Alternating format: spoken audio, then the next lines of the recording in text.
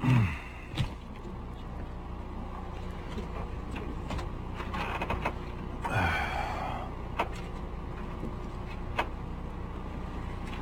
right. Good afternoon. It is 2 o'clock on April 17th. This is a workshop. And what did I do with my agenda sheet here? I've got one. I just buried it. Thanks. I need it. Call this meeting to order. May I get a motion for the approval of the agenda?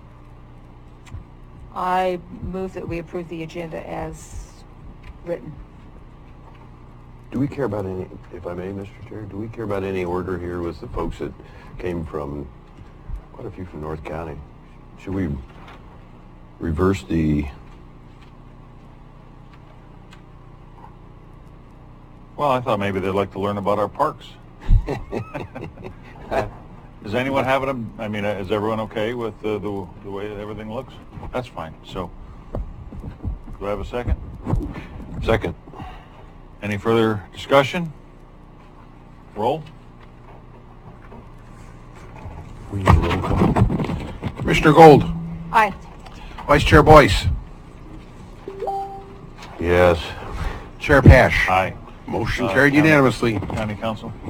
Yes, sir. This is blinking. It's not on. Oh, thank you. Workshop at 2 p.m. Tuesday, April 17th in session. All right, so public comments, and I would ask everyone to please be aware of the time. We are trying to accommodate everyone with public comment. JJ, number? I'll just put it on the bottom, it's fine. So if you would, please be very mindful of the timer, as well as if there is someone that has just said exactly what you'd like to say, please don't repeat, as we are kind of limited on time with a few things here. So to begin, Ann Velisis. I would just say that Mayor Auburn, who unfortunately recently passed, always mispronounced my name. So just I'm remembering him fondly with that. I'm the worst in the world. Okay. Forgive me, everyone. It's Velisis. Anyway, I'm Ann Velisis. I'm president of the Kalmiopsis Audubon Society, which has more than 380 members who are interested and care about conservation. I really want to thank you for holding the workshop today. As you know, we strongly support the land swap and think it's an important win for citizens of Curry County. I want to draw your attention to two sentences in the state parks response that Deputy Director M.G. Devereaux wrote. First, in talking about taking advantage of the investment of staff time, appraisals, and the broad public support for the land swap, he wrote, "It's rare that all these factors align at the same time."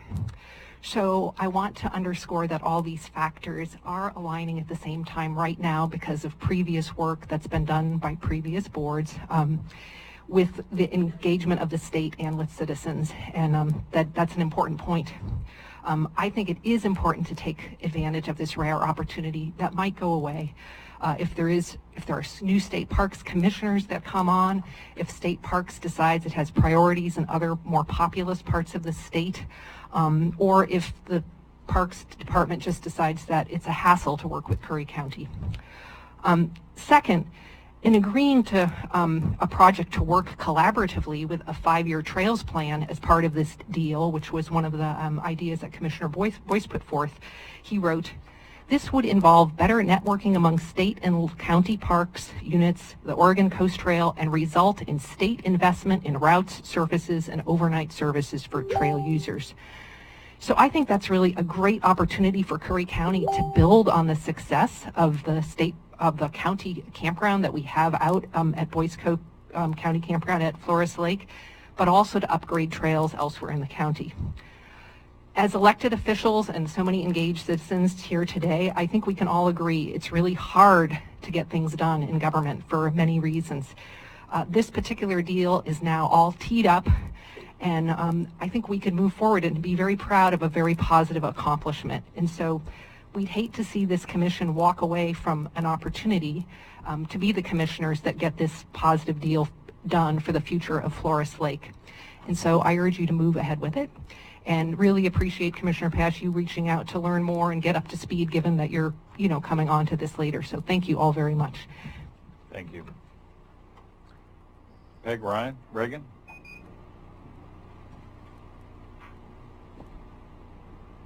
So just under pronunciation, we say Regan, but Regan. that's all right. Peg Regan from Gold Beach, and I reviewed the state parks letter as well, and it seems reasonable. I support the land swap, and I really hope the county won't let this opportunity slip through its fingers. Thank you. Thank you.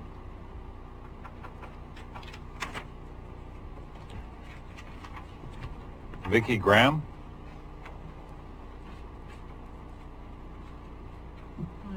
Thank you for having us speak here. I'm Vicki Graham, and I live in Port Orford.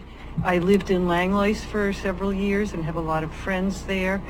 And a lot of them are working today. It's the middle of the week, the middle of the day. So I feel like I'm here helping speak for them. And we really do want this land swap to go ahead. We think it's a really good idea for that area. And I urge you to consider this very seriously and move forward on it. Thank you. Thank you. George Couple?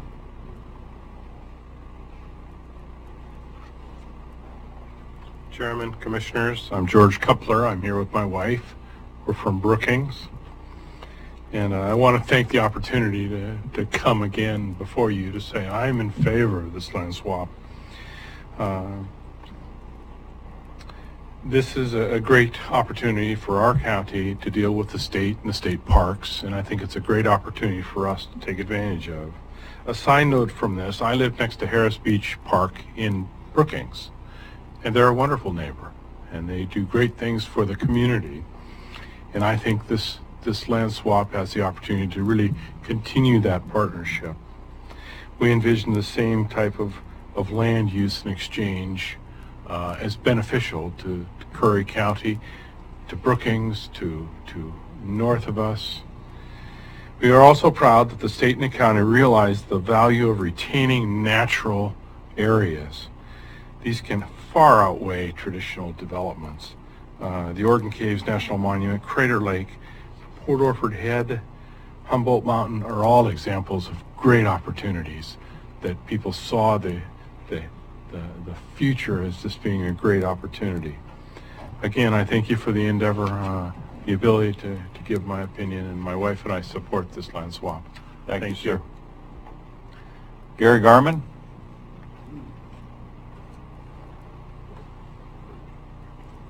Afternoon, Gary Garman, live at Flores Lake. I think the letter that each of you got and hopefully had an opportunity to read speaks volumes to why this is a good decision if you decide to go forward with the state parks offer. I couldn't put it any better than was put in that letter. And my concerns are that I've heard something recently that there is some interest in seeing if there might be a private entity or person out there who might have some interest in that, and that's something that needs to occur in order to cross all the T's and dot all the I's.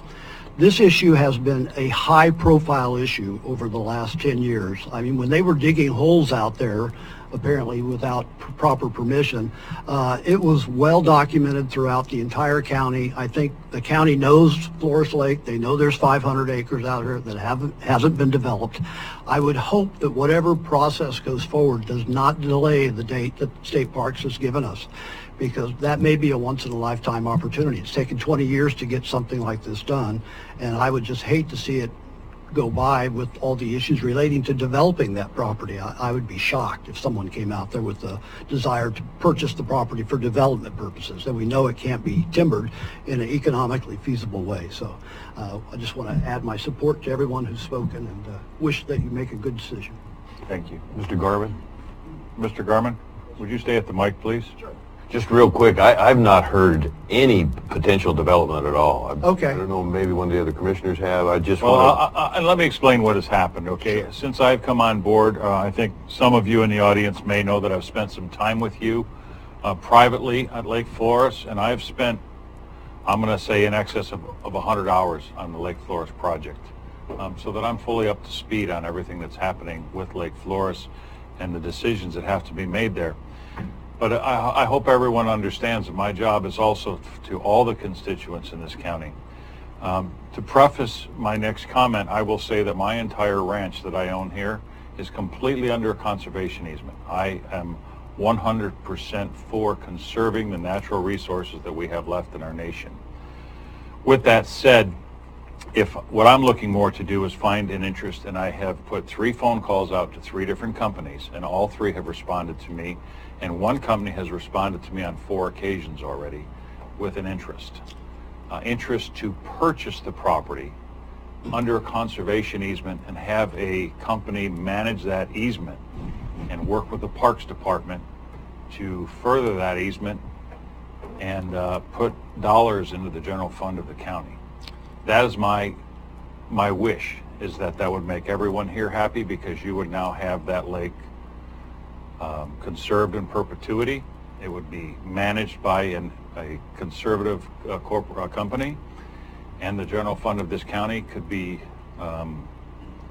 benefit from that, and which would, again, everyone in this county could benefit from. So that's the short story of what I'm working on right now, and if I could do that and put some dollars in the general fund of this county, I would imagine that would probably make everyone happy. Could you identify who those entities are? I think right now I have identified them to Mr. Morrow. One of them is General Electric. Okay. One of them is Shell Oil Company. And those 2 are for, and I hear moans already in the audience, and what they are is they all have a footprint that they have to protect. So if General Electric builds a plant somewhere, they have to buy carbon offsets to build those plants. As many of you know, a lot of conservation companies in this nation, including my ranch, which I learned about 3 years too late, sell those easement rights, or they lease them to these conservation companies, and then they lease those rights to big corporations, kind of violating the deal that we made with them. So I would never do this deal if I knew that this property wasn't going to be conserved with in other words, it will be managed as a wild land, the wild that it is. It will never be able to be developed, and that language is all done when you do the easements. And I know that probably isn't going to, as I can see, make everyone happy. What I don't understand with that is, if you're getting exactly what you want, the property conserved in perpetuity as it is, with no encroachment on that property to destroy the values of it, and the county is getting financial resources from that, why is that a bad thing? I can't answer that without seeing the conservation easement document itself. Do you anticipate a local entity holding that conservation easement? It would probably be an Oregon company. Yes, I know of 3 of them also, and I've contacted 2 of them. Actually, the company that has the easement on my property, which is Southern Oregon Land Conservancy, they have an interest in that lake as well, and they have an interest in purchasing it. Have there been discussions about a dollar value? No.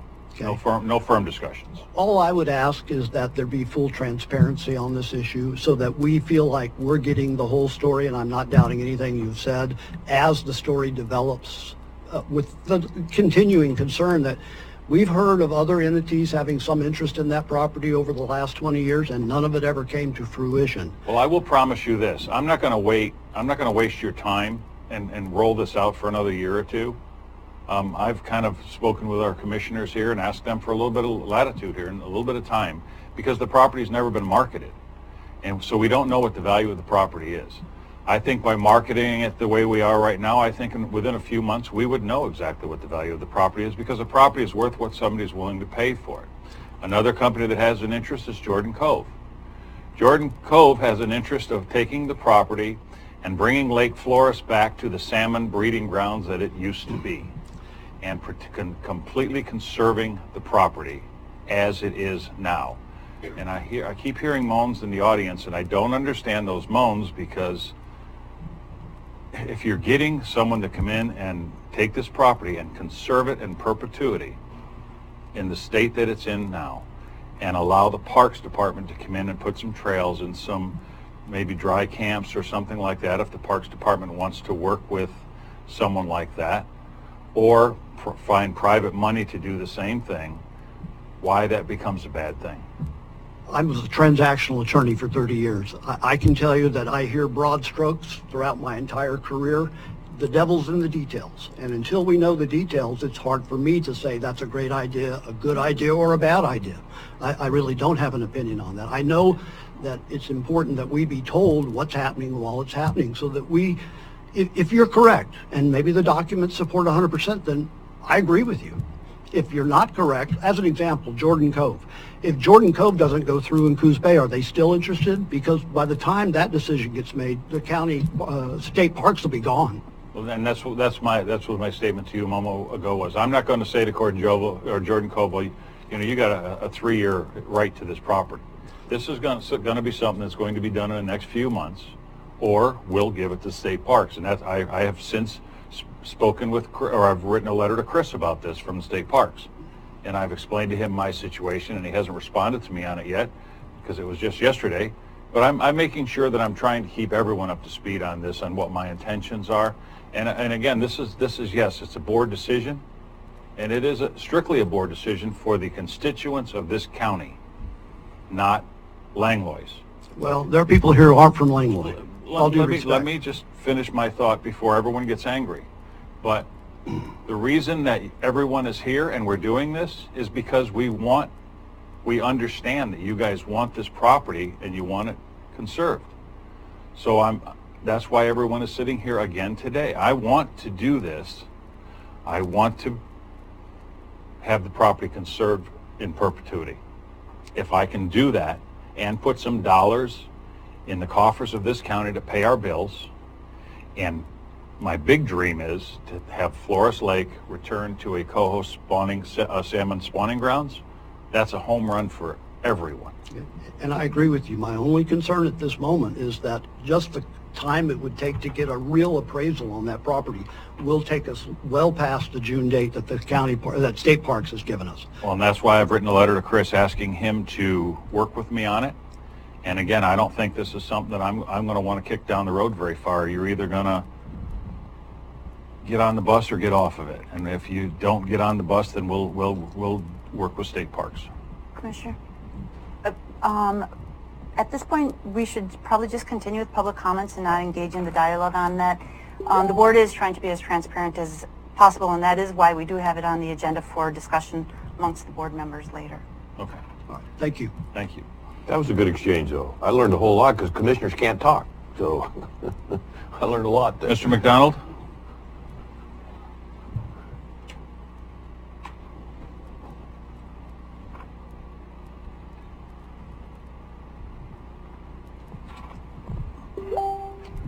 It's Dr. McDonald, but that doesn't make any difference. I have to rethink my comments I was going to make after this previous discussion. I was just going to step back a little further and remind you of when I came to Oregon in 1967.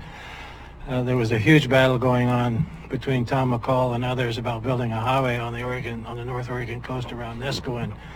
And coming from Michigan, I was quite amazed that it was possible for a citizen to walk into the Capitol building and sit down and talk to Tom McCall about that issue. I'm pleased that we're able to come and talk with you about issues. My other comment is that when I came to Oregon, 205 didn't exist. The second bridge across the Columbia didn't exist. And Portland stopped far short of where it is now. 100 years from now, it's going to be all one big city. It's going to be Portland, Salem, Eugene, all the way down. And the treasures that we have now are going to be even more important than they were at that time. So 100 years, if you just think, what are you going to do today that everybody will be glad that you did 100 years from now? I hope that's the way you're thinking. When I hear you talk about Shell Oil and Jordan Cove and others, what's in it for them? And in perpetuity, does that last 50 years? Does that last 100 years? Does that last 200 years? Whatever we do, we have to make sure that it can never be changed. And I see things being changed right now in the Arctic and so forth as far as oil drilling that I'm sure some people thought could never be changed. So then my last question to you is, you're talking about funds for the county.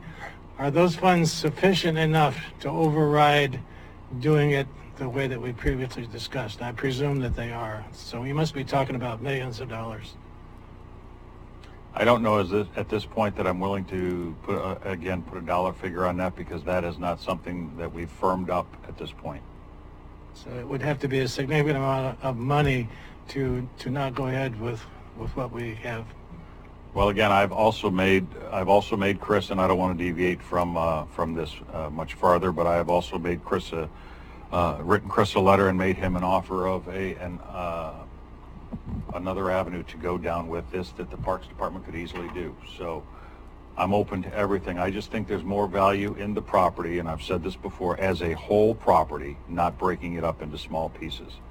And that's why, to conserve the entire property as one unit forever, at a minimum, I would do county retains ownership on a 100-year land lease. That would be the minimum I would do. And that's the talks that I'm having. Well, I trust your judgment, sir. Mr. Rogers?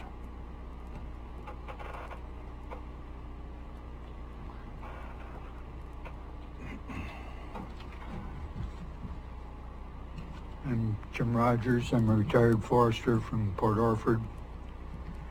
I've been involved in this issue for more than a decade. I was on the County Natural Resources Committee that went out there and looked it over pretty thoroughly.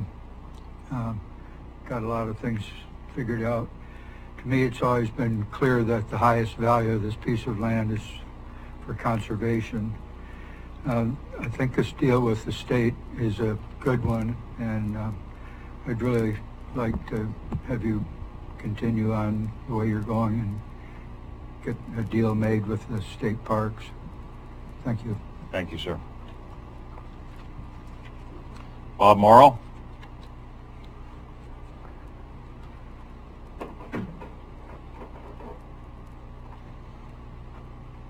Bob Morrow, Langlois. My wife is starting to wonder why I come down to Gold Beach so often. So help me out here, and let's get something in the books that we can count on, like Alternative 1 from Oregon Parks and Recreation Department. I know we had a conversation on Monday. Thank you each for meeting with my group, my team. Very much appreciated. Since you broke out some names of the companies that you have been dealing with, I did a little bit of research. GE, for example, was concerned with bankruptcy in November. Are they really going to be looking at a cash flow that provides them nothing except maybe offsets?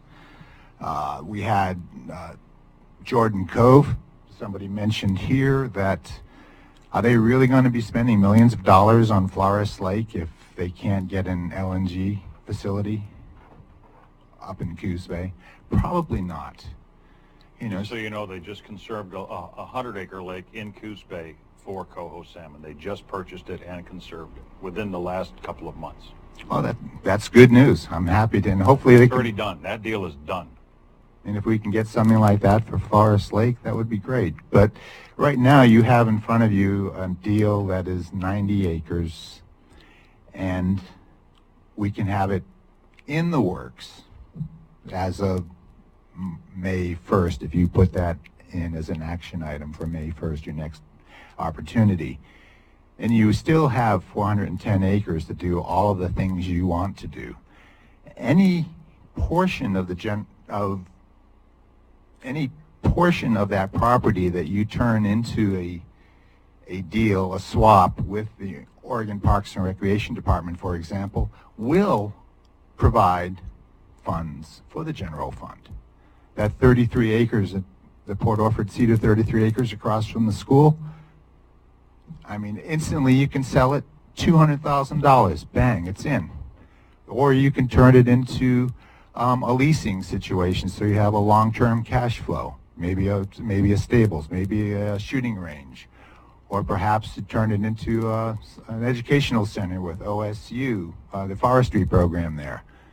Work with them and the students at Pacific High School. It could be a nature walk or a wayside. You could perhaps use it as a property to trade with some of the other agencies that you're working with. National Forest Service, perhaps. You've got the Elk River campground on the docket for today. Maybe you could do a swap with them of that new property. You don't have to be locked into it. So don't try so hard for just the 500-acre home run. If you can give me 4 singles, the 90 acres, the next piece, the next 90 acres that the state parks was interested in conservation easement on, then you're only left with 200 acres. Perhaps the community could get behind that and provide funds for that purchase instead of trying to go to General Electric or Jordan Cove or Shell. I mean, those are names that scare people who care about the conservation of a region. We're talking about the soul of Langlois. We're talking about the soul of Curry County. And all these citizens that came up here today on a Wednesday afternoon during a work day to speak, to be here, I mean, that shows a huge amount of commitment. And you, sir, have been at an event where we had over 200 people because it happened to be a slightly more convenient time. What was your take from that meeting of 200? A lot of energy, a lot of commitment. You know, it's when I hear you say it's the soul of Langlois, maybe the soul of Curry County, I don't think I could disagree with that. I have some following of that I just learned here from Commissioner Pash, and I think you deserve the time on this. I don't see any big corporation is going to break a contract that it's spelled out, and you've already made that effort. You know, it's worth giving you the time. I'm following your vision there, and you know, I'm as committed as I can ever be to keeping it as it is. Less fire danger. That's the first thing I think of, and so that's where we are right now. Green spaces, special. All right. Yeah, the other comment too is I suspect any corporation that comes in, the first thing they will do is look at an appraisal and base the value of that property on the appraisal. And we already know what that is. And I don't think it will change because you have a different potential buyer. I think it'll be the same. So a lot of time spent for not a lot of financial gain to the general fund. Thank you. Thank you, sir. Mr. Rohrbach? Commissioners, good afternoon. My name is John Rohrbach. I'm from Port Orford. I'm here today to express my fervent support for the land swap as it stands, and I hope that you allow that to come to fruition. Thank you very much. John. Since we are this far along on the conversation on this, Mr. Hopkins, if you wouldn't mind, can we roll this over to the first and move you to second on the agenda? All right. Thank you, Mr. Chair. So, do we have any further comments about the about 4C on the workshop agenda here, or for projects, Ms. Commissioner Gold? I just read through the letters and some of the things going on here, and I noticed in order to just put a road in, and this is according to our previous roadmaster, it would be $650,000. Plus, we would have to pay for the easements that to obtain that. Also, there would be septic issues. There could be cultural issues and so forth. So I don't think putting a road in would be the right way to go. And not only that, we had a task force here in the county that recommended that we swap the land. And also there was a consultant, John Irwin, who did a study and recommended we swap the land. And I'm looking at this long term. I think this could be a real benefit to the county long term with ecotourism. The state has agreed to do trails and so forth, and this is one of the big draws. I think Boyce Pope Park could be extended a bit to have more campgrounds and so forth so that more people could come. And I talked to Josh, and he says he has people lined up to get reservations there. So he's had to turn a lot of people away. So that's my take on it. I think we ought to do it. It's kind of like a bird in the hand is worth two in the bush. So that's my take. Commissioner Boyce, do you have any further comments? Thank you, Mr. Chair. Yeah, we know it's a long shot, but if you're getting calls back, I think that if we stay with the June deadline and you come to the board and say, this, Mr. Garner makes a very good point on the transparency, what the fine details, and yeah, they would be the first to know before the commissioners probably, except through Director of County Operations. So just giving you that time, which is 6 weeks, I'm willing to do that. I'd like to have a weekly report to see how your optimism is going, and when you talk about fish restoration, forest restoration, of course, I perk up real fast, and so that's a good direction to go. Well, I see a downside to putting an absolute deadline on this. What I'm offering though, if you have reasonable, legitimate, continued consultation, and the public's aware of that, I couldn't not support that. Do you know who Ray Blauscher is? He's in Washington. Unless he rows a drift boat through Blossom, probably not. He's the first person I brought this up to about Jordan Cove, and I've spoken to him on 3 occasions about this property. Yesterday I was over in Miss Colin's office looking at some audits on some of the things that we're going to face in the next few weeks, and my phone rang while I was in her office, and it was Chuck Deister, who is the head person on this decision for Jordan Cove, and it was him on the phone to me personally, and he said, "I've heard about this and it sounds very interesting to me. I'd like to know more about it because I want to run it up the flagpole with the board." So this is where this is right now. And can I say that he'll call me back in 2 weeks? No, I can't. Understand. Can I say that, you know, what I would like to do is actually market this?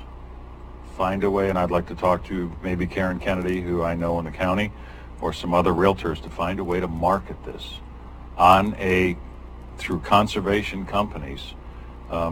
Again, Southern Oregon Land Conservancy, in my talks with them, because I wanted to find out if I do this with a company like General Electric, I need to know that that property is going to be conserved.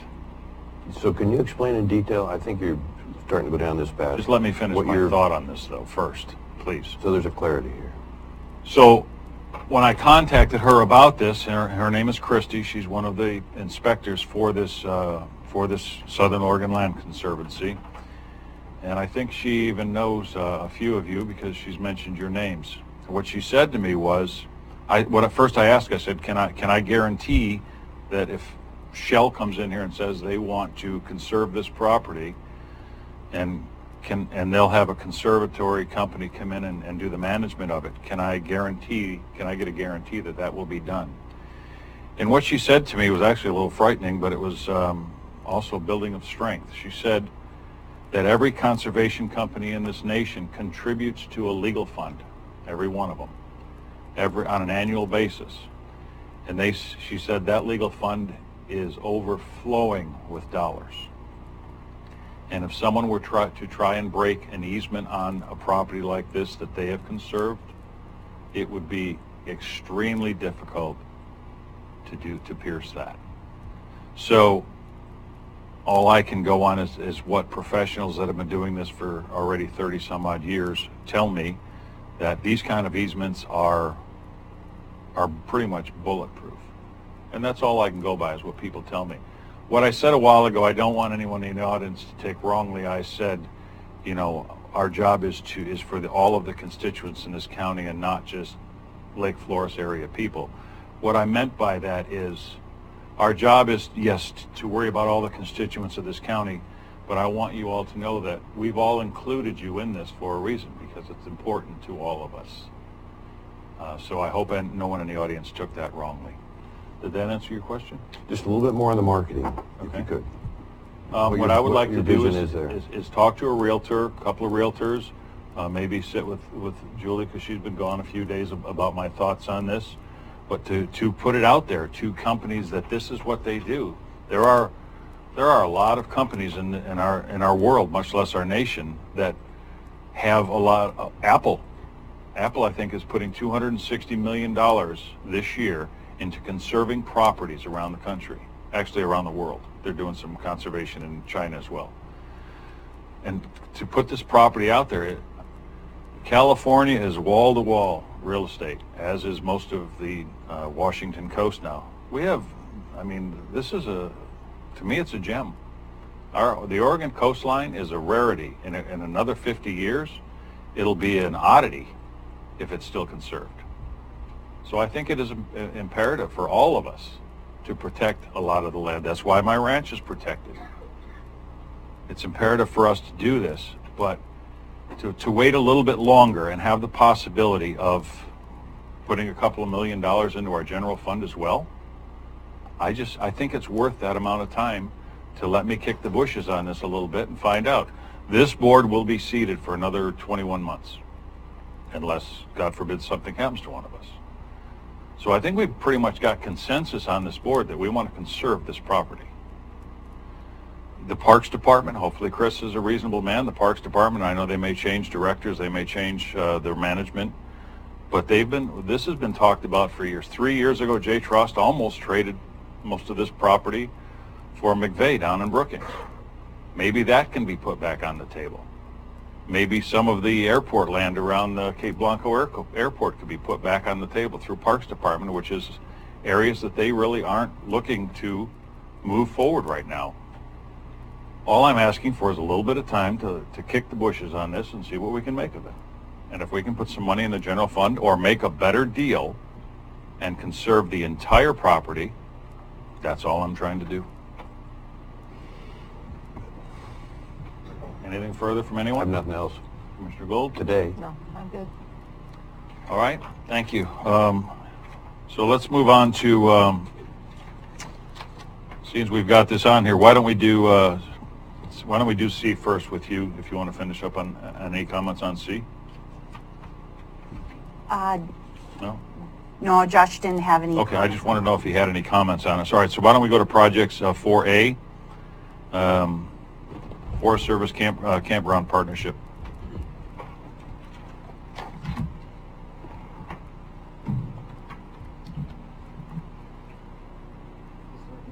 Yes. It's probably easier to use the key, just the sideways key there. Of course, he's younger. He's more technical than we are. Don't you forget it. Okay. Josh Hopkins, Curry County Parks Director. We're here today to discuss the possibility of partnering with the U.S. Forest Service in changing management to county management of 3 campgrounds up the Elk River. We would be looking to get a long-term lease to do this, preferably of 20 years is really what I'm shooting for. We would accomplish this by using some variation of a special use permit based off of the Organic Act, typically called like a 115 permit. This isn't something that's new to the state of Oregon, to the Forestry Department. Plenty of other counties already have similar agreements in place. Those counties report, when I've spoken to them about it, that they find these agreements are very mutually beneficial.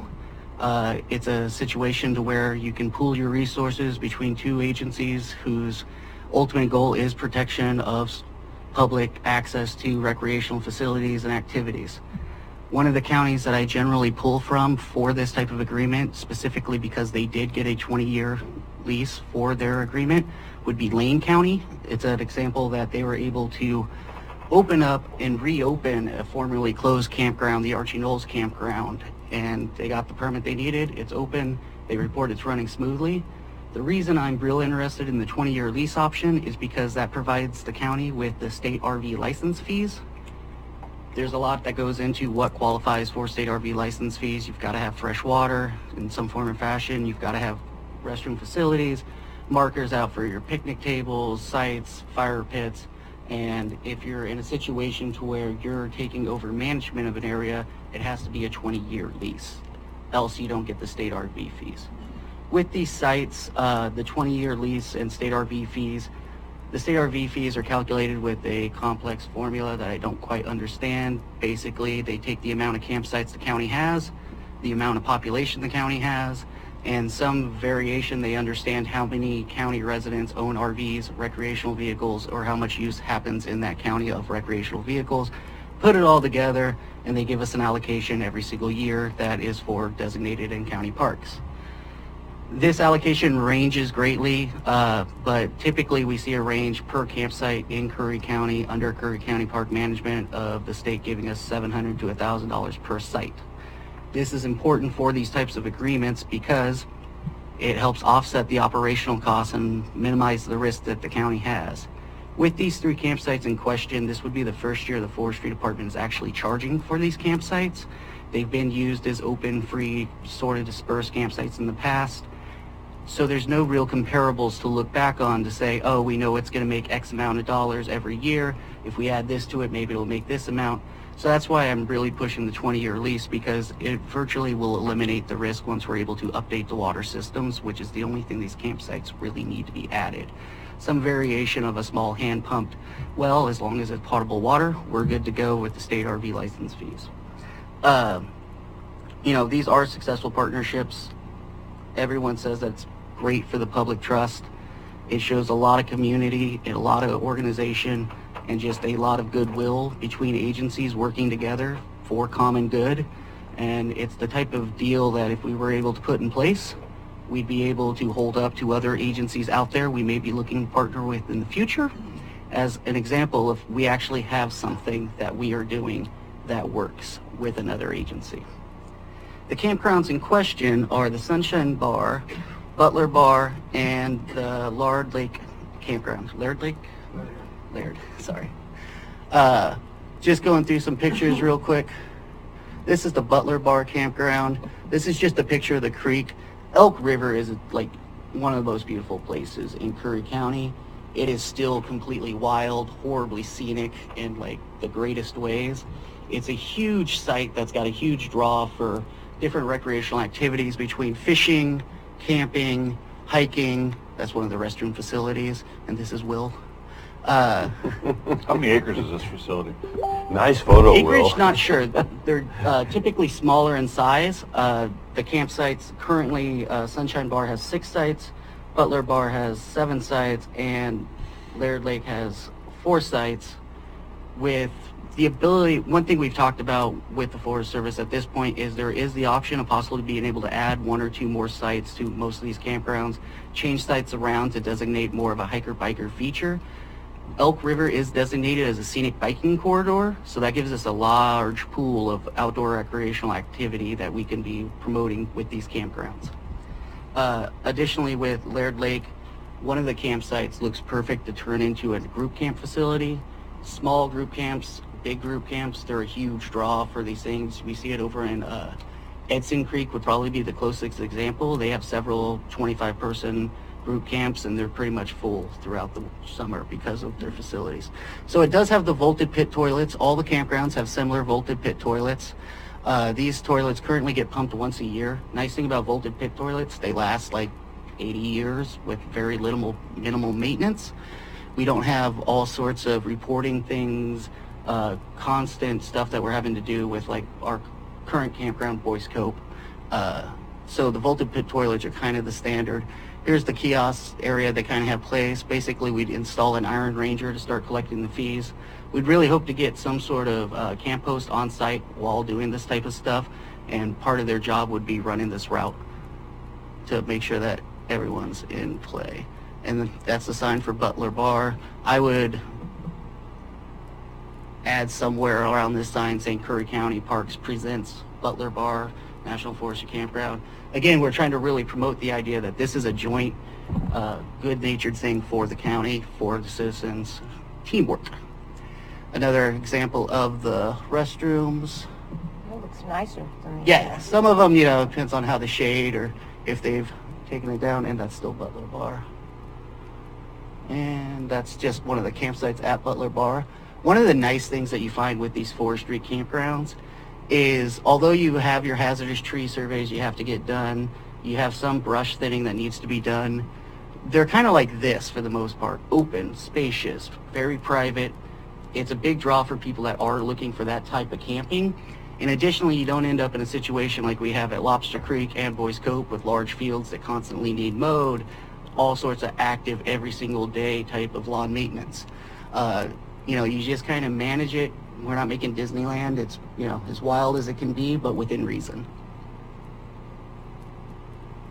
And this is Laird Lake. This lake is stocked by ODFW. It's got trout in it. Some of the reports I've read online mention that there's 25 inchers in there periodically throughout the year. One of the things about this lake is it's the headwaters to the Elk River. So if we're able to secure and continuously preserve a headwaters to one of our fisheries, I think that's a big win on any form of fashion. The other part about this lake is, right here's site number 4. This would be the site we'd be looking at possibly turning into a group camp. Very large, very spacious. This lake gets crystal clear during the summer. It's supposed to be a beautiful spot. I plan on going up there this summer myself. One thing we've talked about just real quick while I was on site with the Forest Service reviewing these campgrounds is we have the possibility of adding an ADA fishing dock right off into this lake. If we're wanting to show the community that we are putting the best foot forward for this type of agreement, we're putting in the money to help keep this partnership, and we're trying to increase visitor usage. With this lake being a pretty prime little fishing lake, any form of ADA type dock would be a big draw for people to continuously start heading up there. Some of our Parks Committee members, one of them is from the North County area. They go up to Laird Lake. They go up to Laird Lake almost every year for different mountain biking association events and everything like that. They mentioned that, you know, if we were to get this into a group camping thing, they see their friends, their families, everyone they know in the Port Orford, Langlois area really starting to take advantage of that because it's a great kids lake. You know, it's relatively safe as far as water can be safe. There is a small trail around the lake that would need a little bit of rehab, but there's a lot of draw to it. That's the single restroom facility at the lake. Again, bolted pit toilet, perfectly working order, easy to maintain, and it meets the standards that we need. This is the Sunshine Bar Campground. Again, with the sign, we'd want to add some variation of Curry County Parks Presents. The idea, again, we're just presenting it. With the Sunshine Bar, it's on the one on the bottom of the route up from the Elk River. It goes Sunshine Bar, Butler Bar, and Laird Lake. Again, bolted pit toilet. Some of them get more sun. That's why they look a little bit better because there's less moss growing on them. You just never know.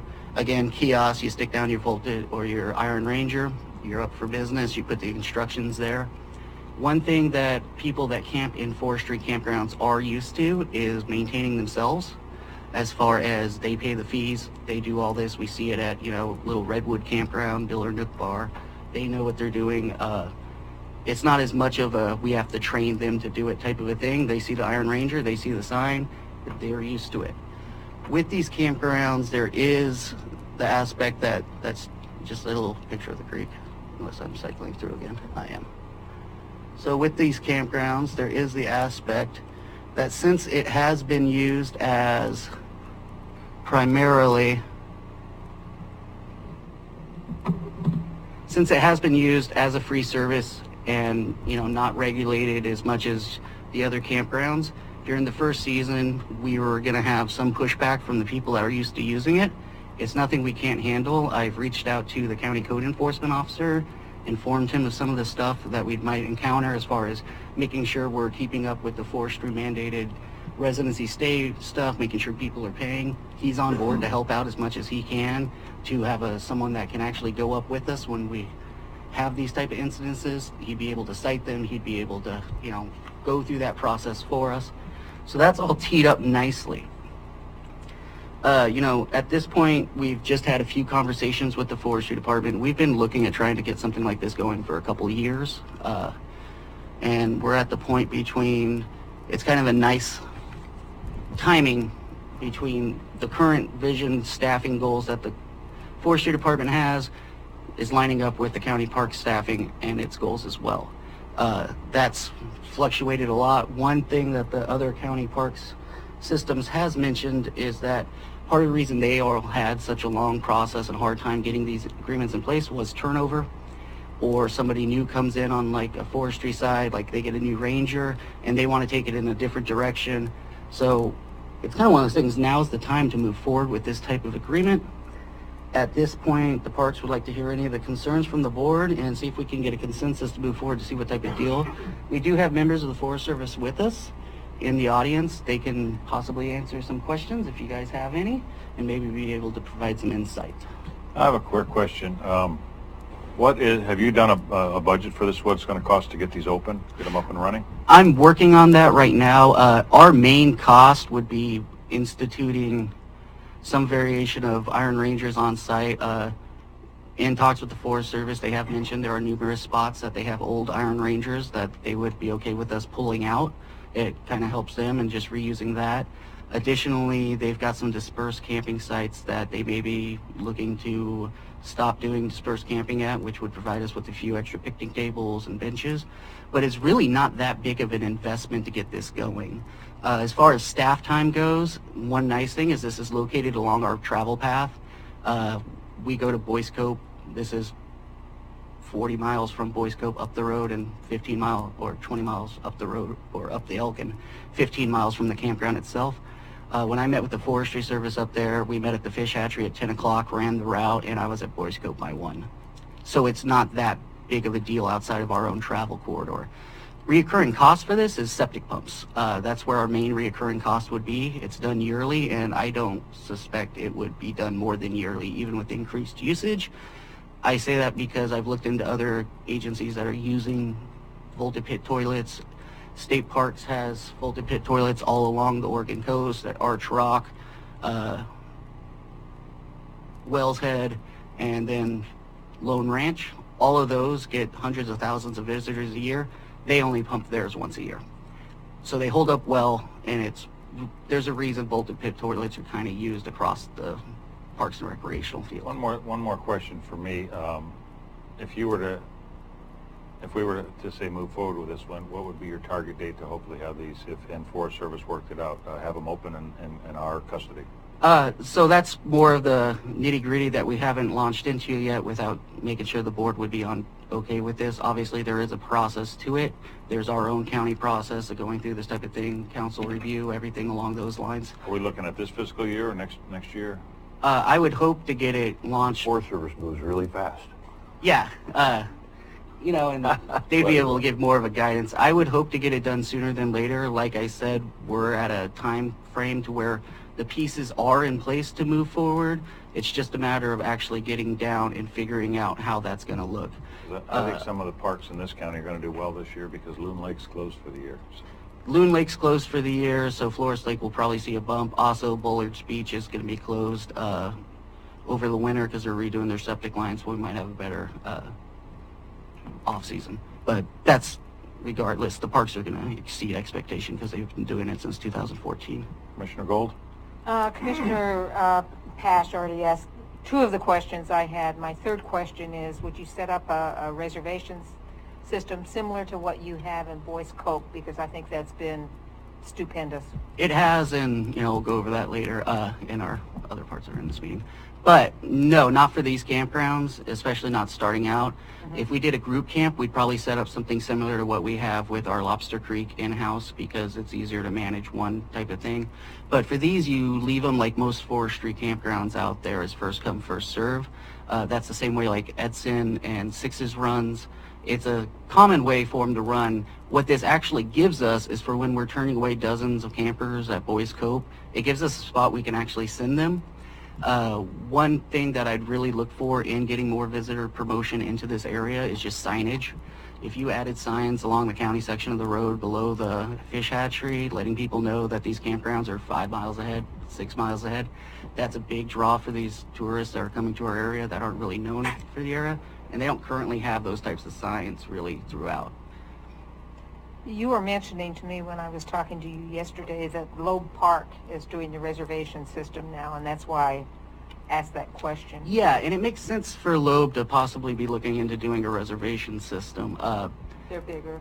They're bigger. They're right next to, a population base. And Loeb has been first come, first served since its dawning of being Loeb Park. Harris Beach has had a reservation system. They're normally booked out 9 months in advance.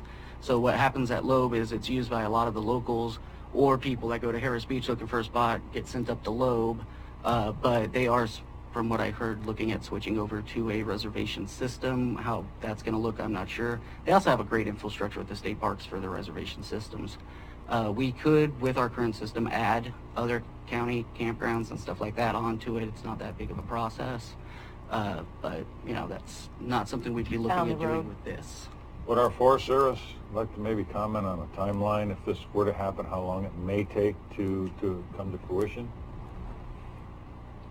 Commissioner Pash, Bob Hemus, River Permit Manager for Gold Beach. If we got the approval to go ahead, we would expedite and shoot for a 30 to 60 day.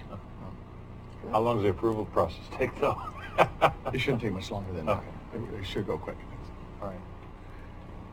Commissioner Boyce? Go ahead, Ann. Yeah, let's let Ann talk. Absolutely. Up to the microphone you have to go. Come on. I'm Ann Delisis, and I'd still like to ask you a question in my capacity serving on the Siskiyou RAC, which actually did consider all the campground fees for the Forest Service over the region last year. And one of the things you mentioned was the need to add water systems into Elk River campgrounds. That wasn't when you were asked about the expense to the county. Can you comment on what you mean by adding water systems? And also, how that's, maybe Bob, you could talk about how the Forest Service sets its fees structure, and if the county then would be, instead of the Forest Service setting its fees, which I believe is a statutory thing, would the county then be able to set its fees based on what it wants to do? So, let's go ahead and start with the current fees for the sites. I believe that they approved, it's either $10 or $12 a day. I think it might be 12. As it stands, that's a perfectly logical fee for these facilities, because they don't have water, they don't have power, and they're more dispersed and further out. Moving forward, I wouldn't really be looking at raising these fees without investing into the campgrounds themselves. The 20-year thing with the state RV licensing fees gives us a way to invest into these campgrounds by bringing them in, and we really as a county want to invest in these campgrounds to make sure that the public understands we're out there trying to make these better, trying to make accessibility better. As far as updating the water systems go, there's no power on site, so it really limits what we could do. Obviously we could put in some variation of a solar paneled well with a gravity fed chlorinator. Other campgrounds have done this in the past. I think Little Redwood and Checo actually used to have one. Edson actually has some variation of that same system, but problem with that is similar to what's happened with the Edson one, vandalism. People steal your solar panels because you're not up there looking at them all the time. So the way we'd look at this is the same way that, a lot of these forestry campgrounds are right now, kind of like, what's that house? Ludum. Kind of like Ludum House. They have hand pump wells, and that's what Butler Bar actually has one that's in. It needs its pump back on. I talked to our current water testing people. It stopped getting tested from Butler Bar in like 2005, but that's a situation where we'd be able to just put the handle back on the well, test it up, make sure it's all clean, everything's ready to go through whatever Curry Health DEQ type of requirements for that, and we'd be able to have water right there, because it's one of those things, you purge the system, there's a couple of ways to disinfect any sort of well, and then you have a hand pump well system. That's what I'd be looking at installing at these campgrounds, is small, shallow wells with hand pumps, nothing with power or anything like that. That would meet our requirements. And then they go on to the same thing that we do at every county park. All of our parks that have water systems in place, we submit water sampling and everything like that to the labs. If you go to, I think it's yourwater.org, you can Google any sort of facility or anything like that, and it'll tell you everything about their water systems and when their samplings go in. So getting those wells in place on the other two campgrounds is where we'd have our main expense of that. That's an expense that we do it because then it qualifies for the state RV licensing fees, and it's an expense that pays for itself once the allocation comes in for them. With that being said, I know that the wellheads themselves with the hand pumps are about $100. I did reach out to several pump companies to kind of figure out the price range of them, but none of them have gotten back to me at this point. Most of them kind of have the same general thing, like we won't really know until we actually go out and look around, because you know, the difference between drilling a 50-foot well and having to drill a 150-foot well, they charge you by the foot. So it's not really something they can estimate until they actually get down to that point of estimating. Does that answer your question, Ian? Okay. Commissioner Boyce? I only have 11 questions. No, 2. First of all, very nice presentation. Thank you. Rough idea on the elevation, and then also, did I hear you say, well, I saw snow in one of those pictures, but did I hear you say you will have one camp post managing all 3 of those, or did I miss that? So ideally, we would get a camp post up there. It takes a lot to get camp post, I'm sure Bob would be right on there, especially camp posts and sites like that that don't necessarily have all the features that a lot of people are looking for, like, you know, accessibility to power. It's similar to what we go through when we're looking for a camp post up at Lobster Creek, because it's not something that has a lot of services. So you're always looking for a camp post to put in. The state RV licensing fee will more than cover the cost of a camp post, plus basically all operational cost of the campground, leaving us with the occupancy on top of that. So we would be looking to put in a camp post. The idea would be put one camp post in. Those campgrounds aren't located that far from each other, and as a part of their, you know, daily routine, they just go up and make sure. And really all the camp post needs to do, or most part, is just be eyes and ears and a presence. It's the presence that really is needed for these campgrounds.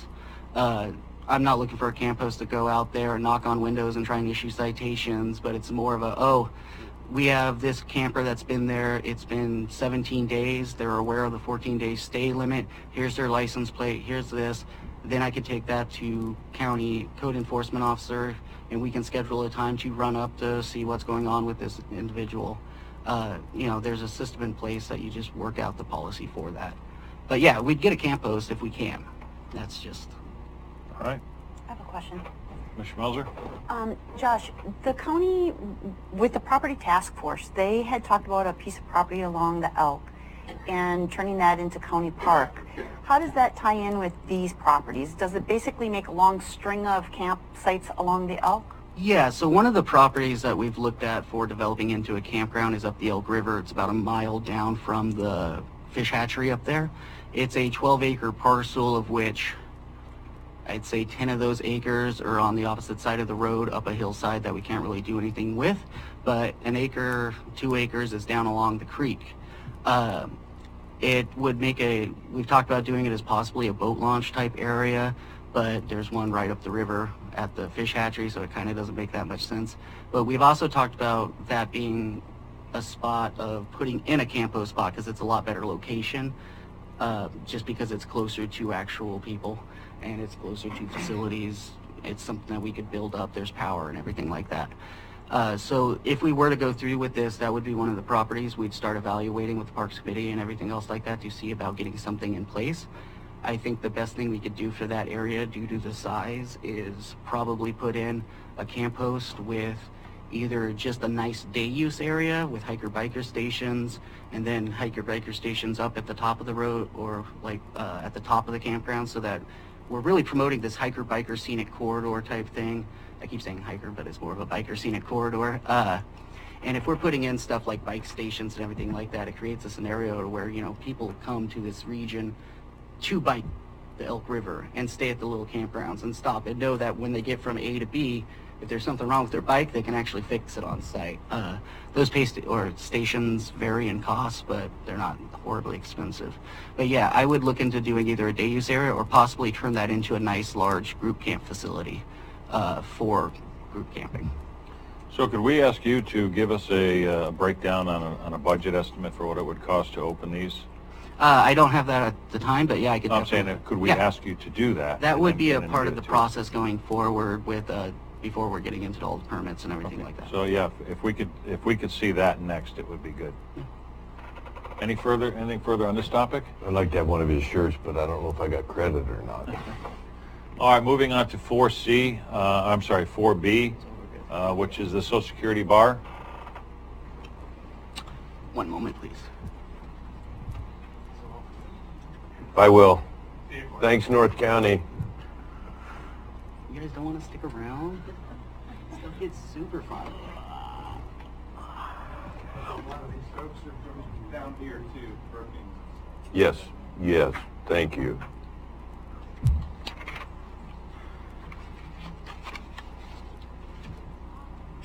Wow.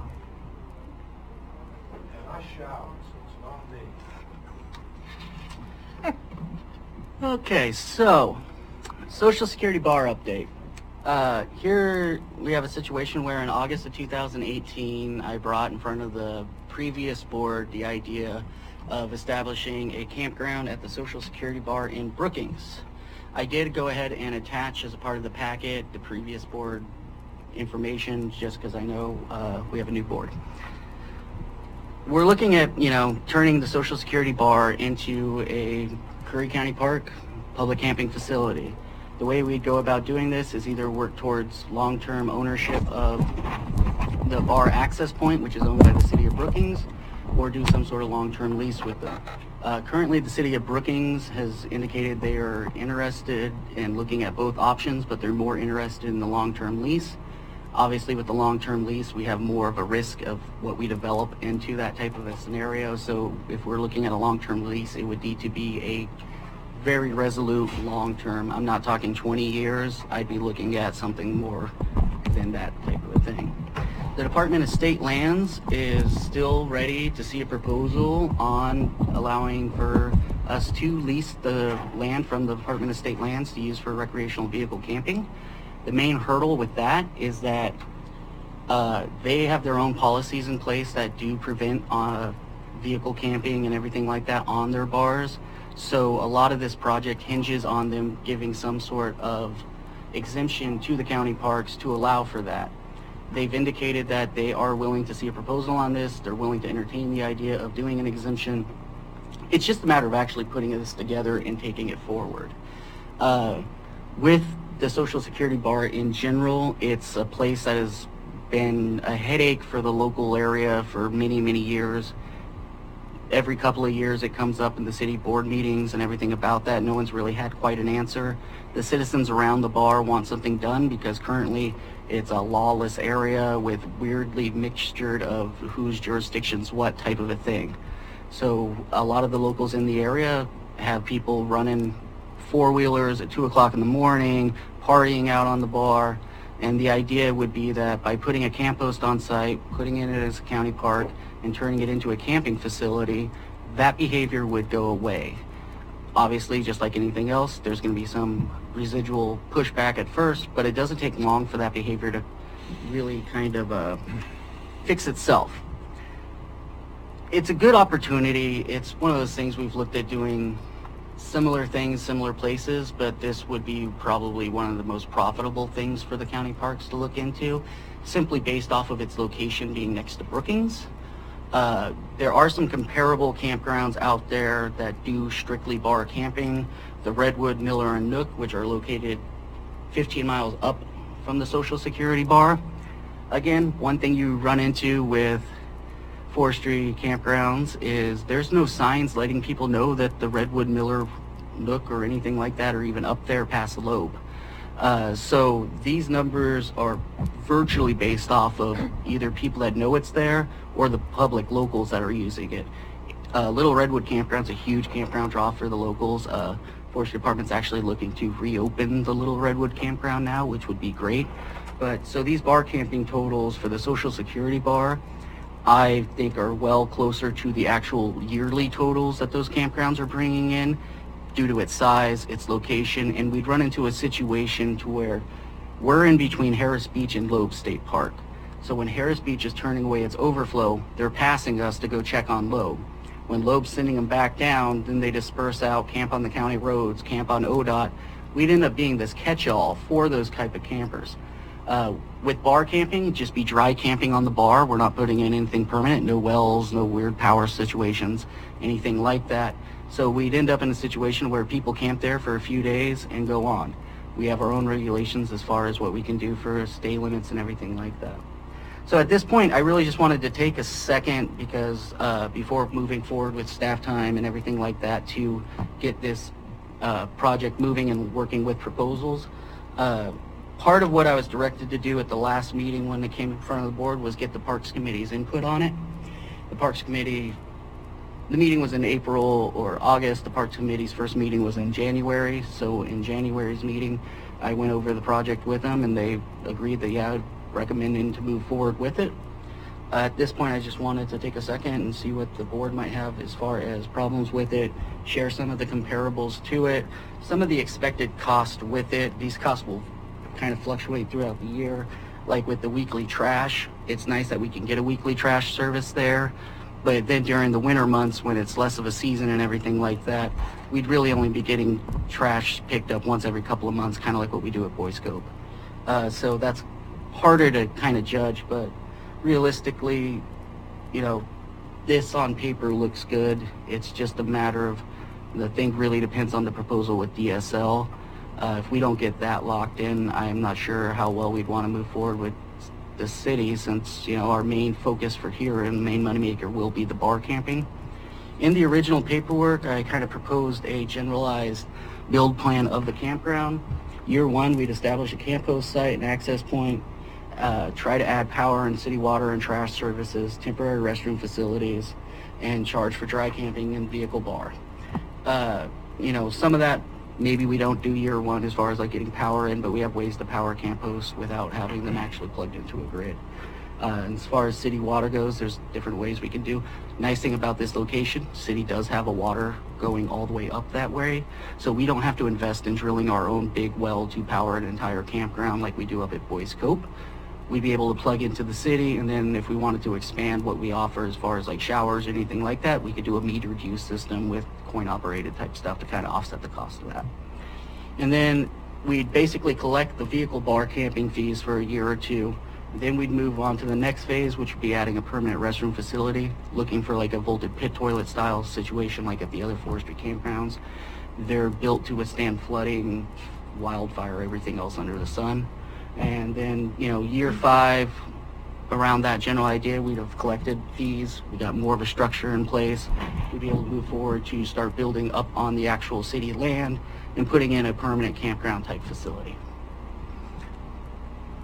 So that's pretty much what I got at the moment for this. I'm really just kind of seeing if the board is on board with looking forward and taking this further, or what type of things they'd want to know before moving forward with any sort of proposals to these other agencies. Commissioner Gold? Well, let me just say I'm very impressed with your planning and so forth, and in order to move forward for me, I'd have to have a pretty good idea what the cost is going to be. But I think what you're doing as far as looking into the future is really good. So with the cost, we do have some variation of cost estimate down here, things that we do expect. Other costs that I can kind of tell you just offhand because of looking into it, vaulted restrooms type of things being delivered to our region range between $43,000 to $50,000, and that's in, permitted, dropped in, built, everything ready to go.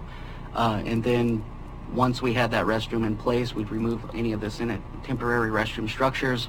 The restrooms come ADA standard, which is always nice. We'd probably have to maybe look at some grading to make sure it's easements there. But so that would be like a year 3 cost. In the meantime, operational cost of this campground, just looking at what a camp host is probably going to be our most largest cost, but a camp host is definitely needed. This is an area that we wouldn't have as much of an issue getting a camp host because of it's still got cell reception, it's got internet reception. So $3,600 a year is pretty much what we pay our camp hosts. They're contracted at about $300 a month. That would be our main cost. Taking it forward, I've ran some of these numbers numerous times, and I keep coming up somewhere between $6,500 to $7,500 possibly for the entire year running this facility. I think it'd be less just because we'd be able to pick and pull when we're getting septic and everything like that. But I fully expect these facilities to make, you know, like I was saying, closer to the total of what this is. One thing to look at with the Redwood, Miller, and Nook is they have a small season. They only charge for camping, I think it's May 1st through the beginning of September or the end of September. We would be looking at seasonal camping here as well because we don't want people on the bar during the flood season. but we'd be looking at a longer season just because we can, and there's a need in the Brookings area for people that are still coming here looking for places to camp. Once the campground itself was built, it would be a huge draw. It's got a built-in off-season base, which is something you don't see. Currently, fishermen camp in the area up at Loeb and drive down to the Social Security bar every single day to go fishing. We'd be able to really key into that. Again, once you get campgrounds in place and everything like that, the state RV licensing fees kick in, which would definitely offset the operational cost of the campground. With that being said, with even if we're at the higher end of a $7,500 a year type of thing to run this campground, there's still plenty left over from the total to make it worth our time. One thing you're always looking at is how much of a staff time investment comes into this. Nice thing for the county at the moment, I work or live in Brookings. This is a situation where I can start my day, end my day at the campground. So it's not a situation to where we take over a campground in some far reach of the county that requires us to drive 5 or 6 hours out of our way to go maintenance. There's more of an access to this type of thing. How many sites did you say were on this property, would be able to be on this property? So we've looked at some of the things done in the past. Tony Barron, the current, he's got a new title. He's with the legal city. counsel, know what his title is now. I Brookings think he's Public the Works. director of public works. He was the parks something. Anyways, Tony Barron a couple of years back, I think in like 2012. I just call him J. Tro's boss. J. Tro's boss. Just off the top of your head, what do you, I don't need the exact number. So he put it into a CAD program and came up with kind of a generalized idea what a campground would actually look like on this facility. He put in, I think, about 16 spaces, nice little looped out, and then it had restroom facilities. They were looking at establishing some sort of above ground septic holding system, which... Yeah, the pump stations, yeah. Yeah, way too much to operate. But I would, entertain what he did. I think I might actually have it here. So why would Brookings want to give this up? So it's not really in their park system for what they're doing. They are updating their master plan. I'll get back to that real quick. Okay. But so this is what Tony Barron had done in the past for it. You can see there's 16 sites in here that he put and just kind of looped it out. That's something similar we could build. I would probably hesitate to put 16 in. I'd be looking at maybe 10, 14, somewhere in there. You don't want people right on top of each other. You want it to be nice. You want it to be spread out. The more you add, the more headaches it kind of becomes. But with a site like this, the idea would be these sites would end up being used by tent users a lot of the times, and a lot of recreational vehicle users would just go down on the bar. People are already down there. So I'd be looking at 10 to 12 probably sites for this area. And that would be pretty good as far as getting state RV license fee to offset those types of costs and everything like that. Thanks.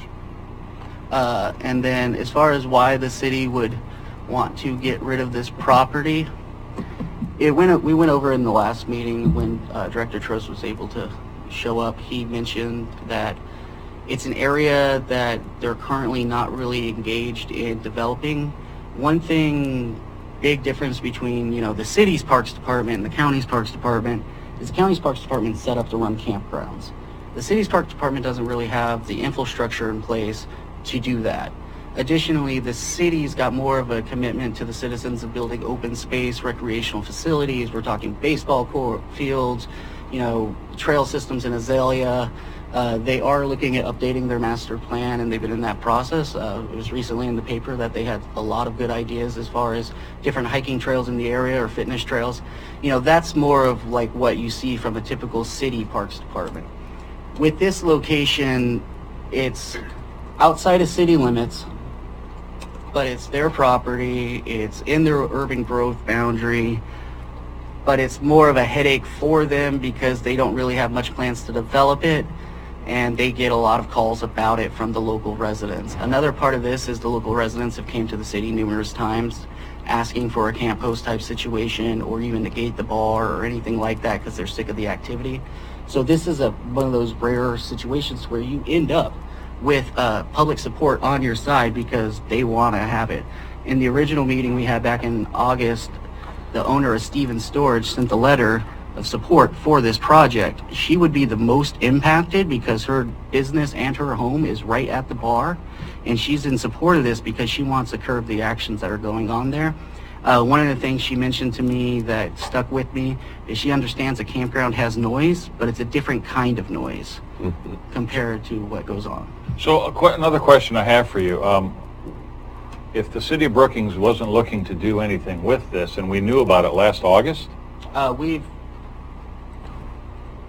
Commissioner Boyce? Yeah, way before that. Yeah. I think Brookings. So why wouldn't we have wanted? Why wouldn't this county have wanted to maybe negotiate a trade with this? We've we been gave him working an on airport. that. we gave him an airport. Why not work out these kind of trades? And this is what I'm talking about a working board that is looking for the future of the county.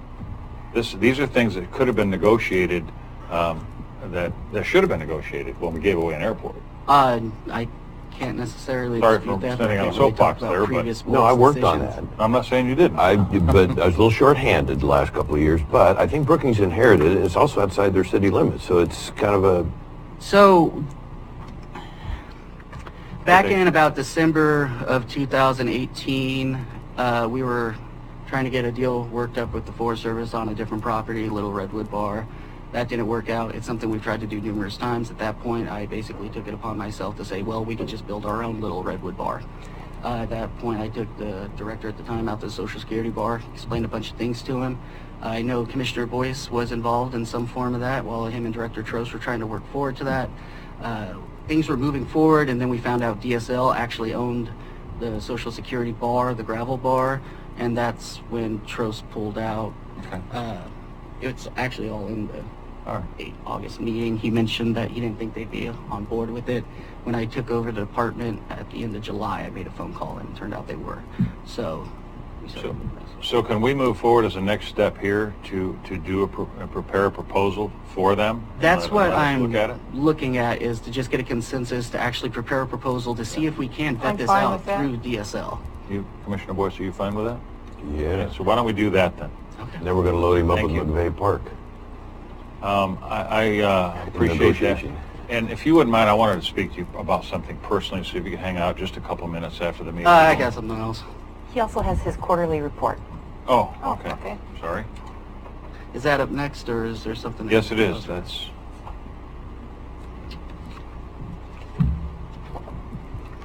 One moment. Bye, Jim.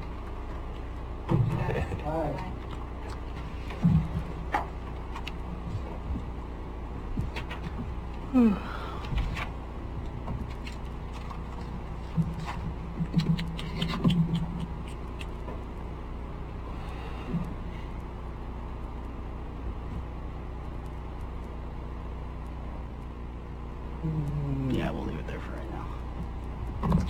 So, Curry County Parks Quarterly Report. Curry County Parks is a self-sufficient department receiving no general fund allocation. Funding for salaries, materials, and services come from state RV licensing fees, our user occupancy fees, and we get a small amount from a Marine Board grant. It is a budget that needs to be treated very delicately. Since 2014, revenues for the department have steadily been increasing. During this time, a large portion of that revenue increase was used to offset salary costs for another department.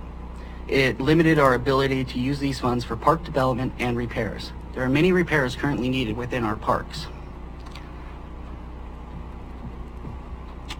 All directors are tasked with monitoring their budgets. My main concern with any sort of merger or reorganization changes within the Parks Department is that funding will again be used to offset salaries. This could adversely impact the ability of our department to expand and reinvest in its current campground facilities. It's actually a really exciting time in the Parks Department. It's a time for stepping forward, and things are running really well. We are on the cusp of real expansion through our partnerships and development. This would provide further outdoor recreational activities for our community, tourists, and continue the self-sufficient, self-sustaining nature of our funding without running into a situation that requires general fund contribution. One thing you'll hear from any department head or any county employee that comes up to give any sort of report like this is we are always looking for ways to save money, protect our budgets, and cut costs. With the Parks Department, we have a lot of costs that are built in that we can't actually cut. Our main operating cost for the Parks Department outside of salaries would be our waste and disposal. We can't stop paying our trash bill. We can't stop paying our septic bill. Those increase with our usage increase. So that's one thing to consider. Our usage last year for the Curry County Parks at Boyce Cove blew the roof off. We exceeded all expectations. But still, even though there are a lot of costs that we can't necessarily just get rid of, we can do what we can do to try and minimize those costs. Main way you minimize those costs continuously through any sort of facility maintenance type of thing is actually preventative maintenance. For example, this year going into the off season, we had to replace several light fixtures at Boyce Cove, switched them out to LED light fixtures because they save on energy. Additionally, I contacted Coos Curry Electric because I suspected that all our 18 RV pedestals, if the breakers are on, would be drawing power even if nothing's hooked into them. They said that, yeah, it'd probably act like similar to what a Vampire appliance does. In case you guys aren't aware, a Vampire appliance is like this TV, even though it's off, still sucks in power. So we went around and shut those power boxes off, and we shut them off when people leave type of thing, and it's better anyways so that we don't just have open power boxes going. And then the next big thing that anyone needs to really do, whether it's at your house facility, is make sure you stay up on your water heaters. We emptied and drained the water heaters this year, replaced one or two elements that were kind of looking like they probably weren't firing on all cylinders. So as of this year, compared to March financials of this year to last year, even though we experienced such an increase in usage at these parks to where it was the most busy we've probably ever been, we still cut our power use by 29% or 22.9%. Pretty good. Saving us well over $1,000 a year moving forward. So, you know, that's just one thing. Preventative maintenance goes a long way, especially when that maintenance doesn't be allowed to stack up and continuously go down.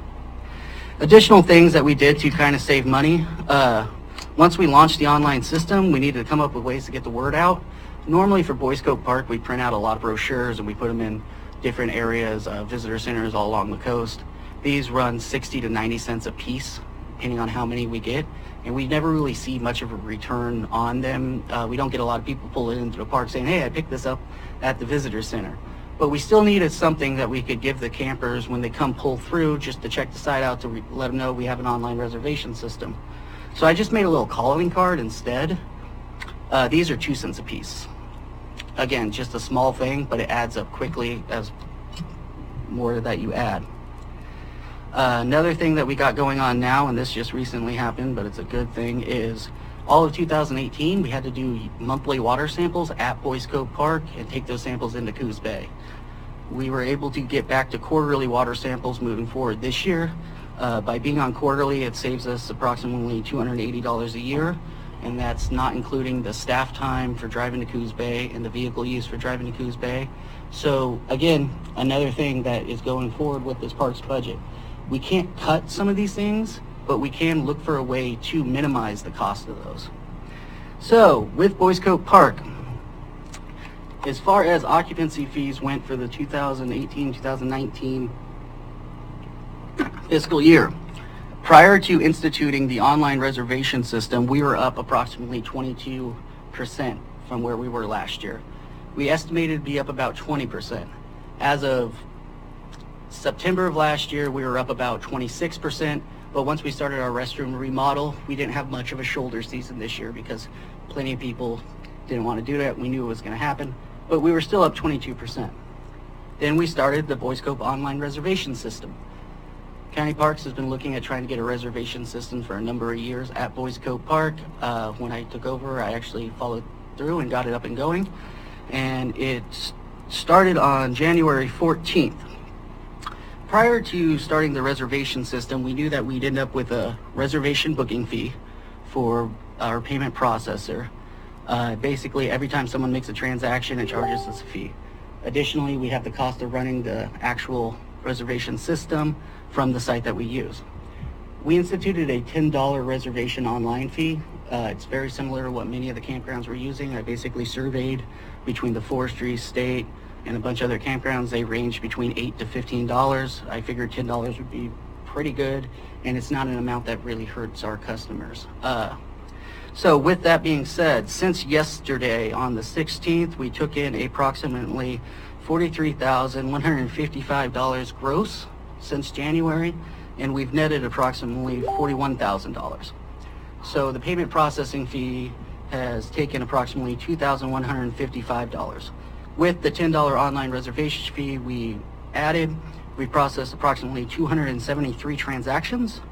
So we've taken in $2,730 to help cover the cost of that fee. It actually leaves us with $570 left over from where we currently are.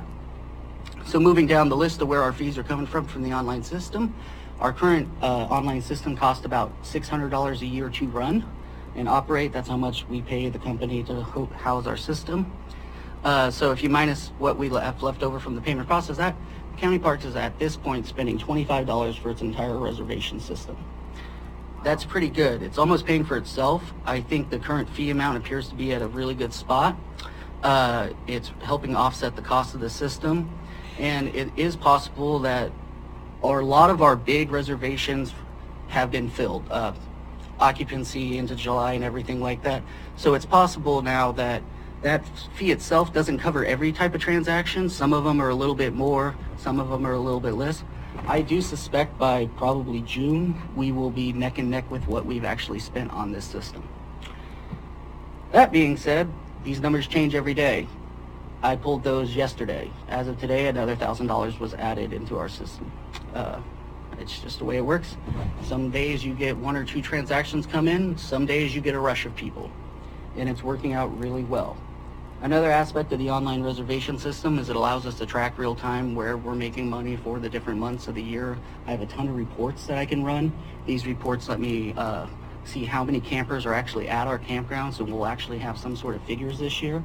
And additionally, I suspected that by having the reservation system, our fees were actually going to be going, or our revenue was going to go up. A lot of what we had was a book reservation system. People would come in and say, oh, I want to reserve this week. We'd put them in. They'd pay for 1 or 2 days and then not pay for the rest of the time, or say, oh, I'm going to pay. But it actually created a scenario where it was hard to really track down if everyone's paying. In this case, we've already exceeded June of 2018's month totals just off the reservation fees, and that's not counting all the people that are just going to come in to take sites as they are available. So moving forward, Boys Coat bathroom remodel. I do have a small slideshow to show you guys. The remodel is complete. Julie, if you need to go, you can go. Yeah, I think I got about 10 minutes yet. So the Boys Coat bathroom ADA remodel, it is complete.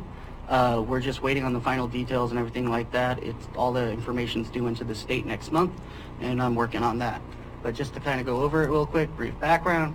Spring of 2017, Kern County Parks received a grant for rebuilding the ADA restroom at Boys Coat Park. Ran into a lot of complications getting this project off the ground. We ended up decided not to tear down the building and just do a remodel instead. State was on board with that. October 30th, we opened bids. Stumbo Construction was found to be the lowest responsible bidder. And in November, the BOC awarded the contract. We got the work in December. This is pictures of some before and afters. This is before. The building had these plastic gutters that are all broken up. The roofing, painting, everything was all chipped up. It just really wasn't an aesthetically pleasing building. With the new building, we replaced the exterior, we replaced the roofing, did new paint, everything like that, and made sure that we were in compliance with different rules as far as the doors and everything. This is the back of the building. Before, we had spots that were completely rusted out. I apologize for some of these pictures. It's been very cloudy the last few days. Spots are completely rusted out all along this building. Again, the plastic gutters. We've added skylights to help offset operational cost of lights and everything like that, and plus they make it a lot nicer. The rust is actually all gone. It all got replaced when we were replacing the side, so that's good. Now for the interior. Quick question on the last picture. I see the septic lids there in plain view. Are those locked? Yeah, those are all locked. Our septic provider is virtually the only person we have touch any of that stuff. We have a contract with them. This is the interior of the men's restroom. The men's restroom was the worst of restroom. Usually always are. As you can see, it had rust all over the place. These were leaking for numerous years, just really bad. We ended up installing vinyl paneling along this. It makes it so that it's tough, hard. We can actually pressure wash it if we wanted to and need to get clean. We switched out from the stainless steel for cost reasons. Additionally, in my opinion, it kind of looks risky. I prefer these. They're easier to replace, and replacement cost on these are not as expensive. And realistically, barring someone doing something really foolish, they're going to last 20 years. That's what'll happen though with a hammer. Kids will come in with a hammer and bust them. Yeah. We've never had that, but you know, sure. We got the floors redone. You can see they were all stained up and everything like that. So going from that, this is the men's restroom ADA stall that used to be there. Again, we had a huge rust issue here. There was actually a chlorinator pump with a chlorine reservoir that apparently had been leaking for quite some time that ate away both this interior and the exterior. Additionally, this actual toilet lid wasn't to code. We have weird regulations, including toilet lids. They have to be open-faced. But you can see the floor was all tore up, everything like that. I wonder why. Random. Weird things you find out. But as you can see, we repaired all of the damage of the rust, got that all taken out, new backing, everything like that, and went back with the, I think it's called FRP. So is that a concrete floor, just painted? Or? It's a concrete floor, and it is just painted. Tiling restrooms, public restrooms close to the ocean is going to just get mold throughout your grout and everything like that. They don't last as long. And in this case, we redid the floor. We added traction sand. That way it cuts back on our slip and fall and everything like that. Alrighty. And then we got the restroom stalls themselves. Again, right here you can see the skylight. We don't have any lights on right now, and it really brightens the area up. The restroom stalls were retrofitted to allow this type of thing instead of the way it was. This is because when you've got an ADA restroom stall and you want someone with a wheelchair to go in there and access it, by having this door here instead of all the way back there, they have room to actually turn their wheelchairs around and get themselves to where they need to go. The previous way was to an older standard. It's similar to what you'll see throughout the county, but the newer standards have you doing this. Additionally, on the inside, we had this aluminum windows. They weren't privacy glass or anything. One of the main complaints we get about our restrooms is that they didn't have privacy glass. Campers don't like the idea of, and it's mainly kids running around, and you know, this turns into a fort during the summertime with water fights and stuff. But the campers don't like the idea of people being able to watch them. We switched those out for vinyl windows, which help on they're better insulated, helps with the heating, everything like that, and they all have the privacy glass. The men's restroom and the women's restroom, same layout, same everything. I didn't do pictures of that. So the estimated cost summary. The reason I say it's estimated is I'm still waiting for the final bill to come in from Stumbo. He mailed it, but he didn't put the suite number on it, so it got returned to sender. So he just sent it in again, but we've got time for that. So the original contract amount was for $90,000 to be built. We did run into one issue. We did an amendment to it, and the total contract amount should come out to $90,900. Additionally, there were $3,200 of other fees associated with this. With those other fees, one of the nice things about this grant is we were able to claim everything virtually we spent. The majority of that other fee is the temporary Santa cans that were delivered to keep the campground open while the construction was going. That's where the majority of that fee comes from. And then the next highest part would have been like the solicitation and advertisements for the different newspapers. All of that could be bundled into this grant. With the grant, we used a Oregon State Parks Opportunity Grant. The state paid 75% of this amount. So the estimated amount the state is kicking in on this is $70,575. Curry County Parks had to do a 25% match. It comes out to $23,525. So that's how that match gets broken down with the way that the grant worked. One of the nice things about state RV licensing fees and how they set it up is that it opened up this thing called the County Opportunity Grants. Oregon State Parks has a lot of grants out there for all sorts of different projects. The County Opportunity Grant is one that is solely for counties to go for. So it's competitive, but not as competitive as other grants where anybody can go for it. So taking what we had, the original budget for this was $150,000 because we were looking at replacing the entire building and everything like that. So the county parks actually set aside $37,500 for this project.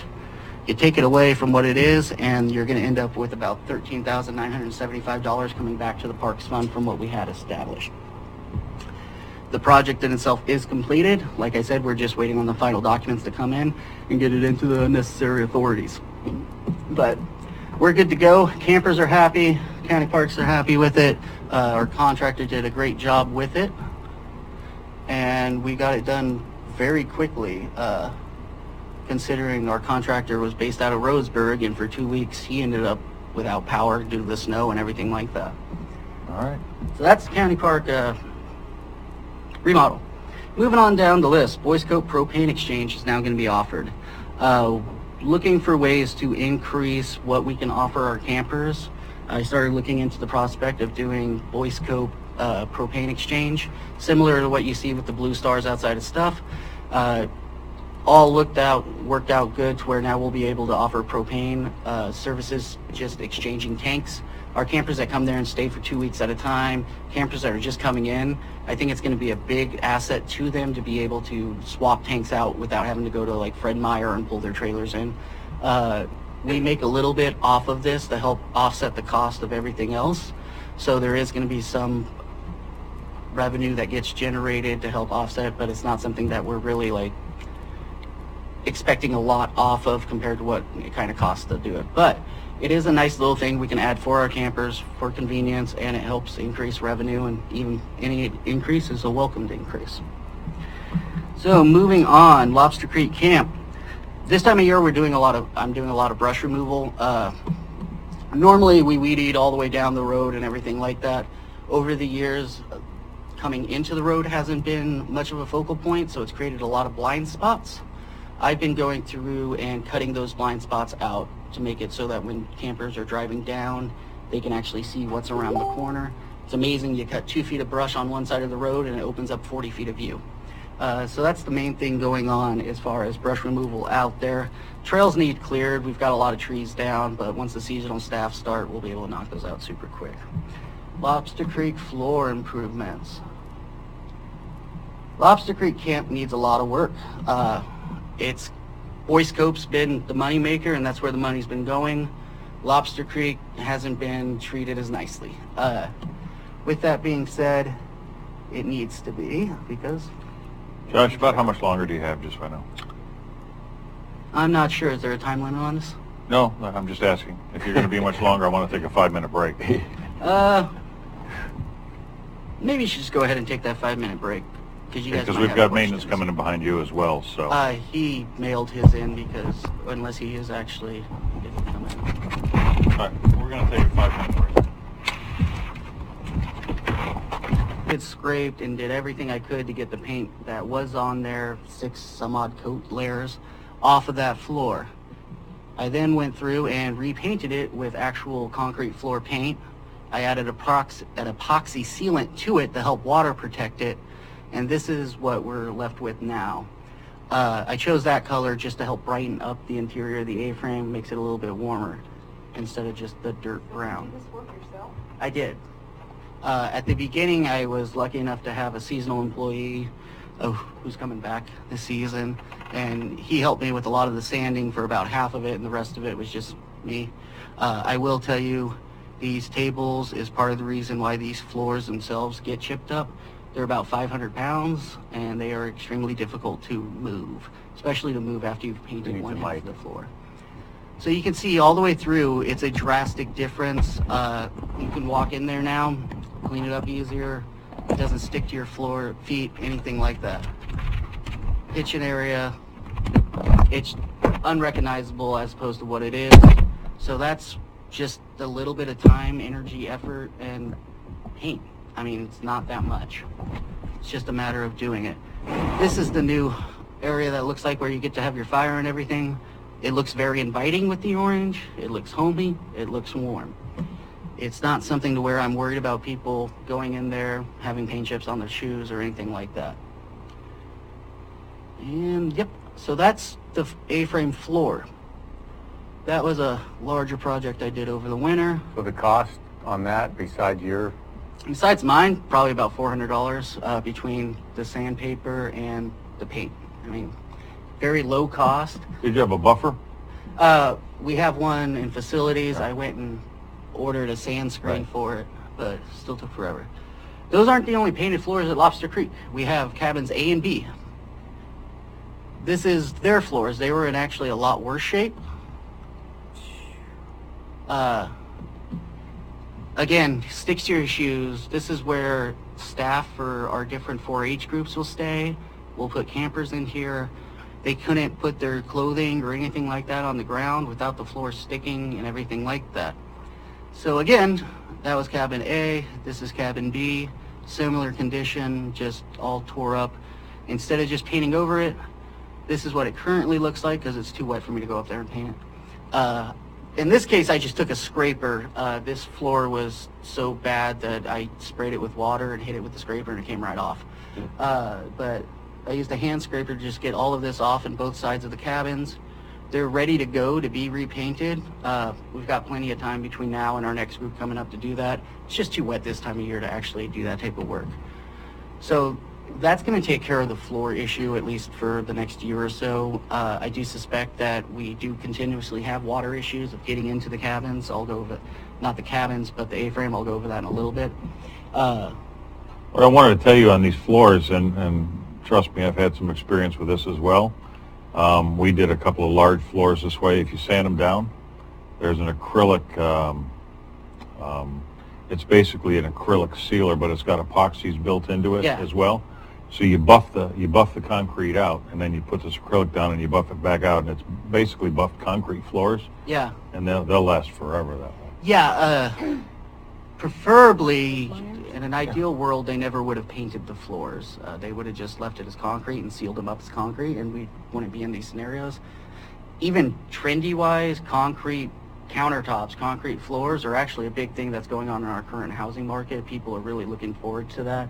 It's the more modern look. Yeah, and they're just sealed with a simple epoxy, yeah, and they buff them.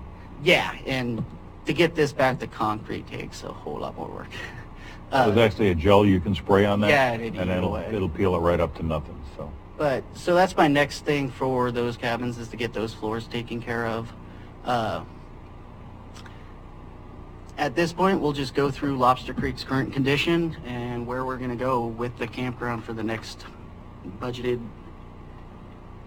year. One thing we have is things were breaking and not being repaired.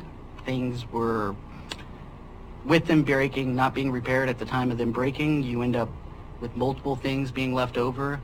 You could take something that would have been a $50 fix at the time, let it sit, and now you're dealing with a few hundred, several $1,000 fix. So we need to break that cycle as a parks department. We need to reinvest in our campgrounds. Like I said, we have lost a lot of reservations, and a lot of what we hear is the facilities. So we need to fix them. Right as this is our, I had these all flipped on mine. So this is the Adirondack cabins that we have. When I took over this summer, these cabins, for the most part, didn't have any sort of screening, doors, anything like that. They're just open lean-to cabins. 4 of them did have doors. Between June or a little into July, we were able to build up screen doors at least for 4 other ones. The only ones that don't have screen doors at this point have concrete foundations, so we just didn't have time to put them in.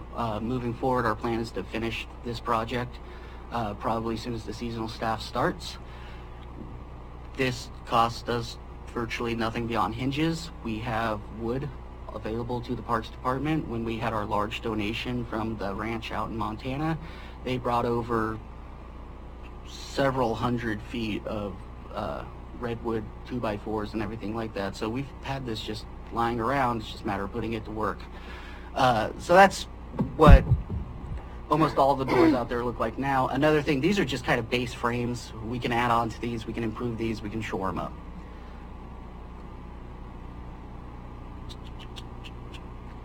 This is cabin number 6. This is kind of representative of what a lot of our cabins look like. They all need a coat of paint. Interior-wise, there's some boards that need replaced on the bunk areas. Our bunk areas for these cabins are just plywood things with bunks built in. It's similar to what you see at most youth camps. We did reach out to the outdoor schools programs that they're doing to find out kind of what they're looking for to come back, and they're looking for something that's a little bit better for the staff and the kids to be sleeping on besides just the pine wood floorboards. Problem we have is anything we put with padding is going to get eaten by some sort of animal. But our roofing on several of these cabins are just tarped. It's not aesthetically pleasing at all. The roofs need redone on multiple cabins. Some of our cabins have nice metal roofing and everything like that. So these are things that we need to do in order to keep this campground going and make it aesthetically pleasing and entice people to come back. It's a marvelous location, amazingly scenic facility, but these are things that when you take someone down to review whether they want to have a 2-week stay there, they key in on. Moving down the list, and probably one of the biggest problems we have at Lobster Creek right now is there are 8 broken windows within the A-frame facility. From what I've heard, this is happening due to crows. During their mating season, they see the reflection in the glass and they attack it. I suspect that it's they think more they're fighting another male. Yeah, so that might play a part. I also know that there's like pea gravel right here, so I think people have been mowing or weed eating right there, and that's probably attributing to it. These windows have been broken for years, just never been addressed. I did get a quote from a contractor to go up there and redo the glass. I think it was around $1,300. Again, this is the type of thing that when a window breaks, if you could just pull it out, take it down to a contractor, you're looking at $50, you know, to get it replaced. Not that big of a stopgap. But again, when people are coming in, they don't want broken windows in their wedding photos. So we need to be investing into this campground to get this stuff back up and going. And I do have a point to all this. Don't worry. Nice floors. A list of all your old customers so you can go back and say, hey, here's the... Absolutely. Basically, we're going to spend this season, our reservations are down. We're actually going to be working a lot up there because we need to get our reservations back up. Once you complete a project, you blast it out through social media, send an email campaign to all of our normal people, let them know, hey, come on back. We lost, you know, one of our 4-H groups over the year just because of these type of things. They found a facility. Nobody can beat our pricing because we're very low on pricing. Well, I know my church group doesn't go back there anymore. They used to go there every year. Yeah, but our facilities are another thing. So with our facilities, this OSP plywood is what it looks like on the inside walls of the A-frame. I believe these were put in as like a temporary stopgap type thing. They just never got finished. There's a few options on the table for what to do with this type of thing. We could paint it, but then you end up with this weird textured look from the OSP, way it's kind of tiled out. My recommendation for this is actually just to do wood paneling on it. We can get wood paneling 4x8 sheets, anywhere from $10 to $20. We need about 25 of them. So realistically, to get this paneled out on both sides and turn this into a nice lodge looking facility, we're looking, you know, low end $275, high end $450, just the materials. And to put them in, it's just glue and finishing nails. It's not a big project at all. Again, one of those types of complaints I've heard when I've taken people up there is it reminds them of the indoor of a shed, which makes me laugh because I've got a wood shed at my house and it's got the OSP on the inside. It's the right kind of construction material for this because of the weather, the water, and everything like that. It's just, it was initially supposed to be covered over, never got done. Again, we've got another view of, you know, more of the broken windows, same plywood walls. It's on both sides. It's reasonable, easy, and should just be taken care of. And will be. That's what we're doing. This is our fire suppression system for our natural gas range. For the last 2 years, our fire guy that goes up and does our yearly inspections to make sure all of our fire extinguishers are working and everything has been saying that this is going to be reaching its end of life real quickly and it needs replaced. So that's one thing we have to look forward to coming forward. This year he said that it might be that time. He has to check to make sure the dates are right because the codes are changing and he's not able to work on some of these systems. So we may end up with an expense of replacing this system. I'm not sure what that looks like at this point. That's just the charge system, right? Yeah. They're not that expensive. Yeah, it's just one of those things that comes up and we need it replaced. Wouldn't be Gary Pickett by chance, would it? It would. Okay. This is our fireplace at Lobster Creek Camp. One of the things we've been trying to do for several years is build an off-season. We've reached out to hunting groups, reached out to church groups. We have a discounted $175 a night, you get the whole camp off-season rate. We're not getting much back from that. Large part of the reason, we can't keep our facilities warm. Lobster Creek Camp in the A-frame has one fireplace. Upstairs has no heat source whatsoever. We have portable buddy heaters that we provide for the campers to use to try and heat them, but it really isn't the best. Additionally, with the fireplace, you have to have the propane generator on to get the most use out of it because it's got an electric blower attached.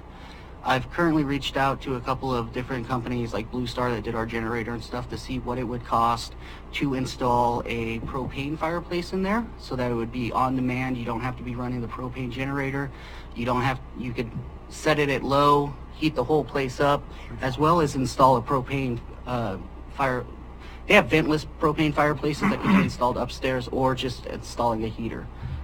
That's the type of thing that our off-season guests or even some of our summer guests, depending on whether it gets cold up there, that's the type of amenity they'll be looking for. Easy to use, turn the thermostat up, and you actually have heat. We had one group go up for Christmas this year. They were amazing. They were great.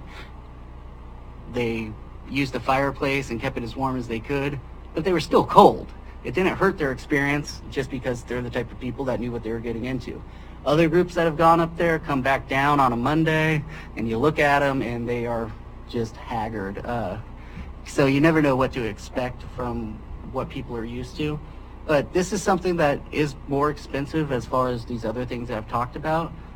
But it's a type of thing that we can add that could actually increase revenue over time. And is a simpler thing to use. Have you gotten any estimates on those, the amount of Not BTUs? yet. I actually ran into Blue Star guy earlier today because he was getting a permit for something, and they're looking into it. They've just got all their yearly stuff going on. So, you know, AA here has got some good prices on those. They put 2 in for me not long ago, and they were only a few $1,000s each, and they were a pretty large BTU. Yeah, and I'm sure they work just got a little hand remote. You just click the button. Yeah, and that's what, you know, our users are looking for when they're up there. No one wants to have to figure out how to go chop wood if they're not used to it. I'd get some competitive pricing on that because you might find huge differences. Yeah, it's the type of thing you generally are looking and shop it around 2 or 3 different things. But this is where our water issue comes from. This is one of the main things that we need to get addressed at Lobster Creek for the A-frame facility. They built this facility at the bottom of the hill on top of the creek, which is beautiful, but all the water comes down the hill into the side of this facility. This pipe goes out this way, got a nice little culvert here, and then cuts back this way. From here to where it actually goes the rest of the way, it's collapsed.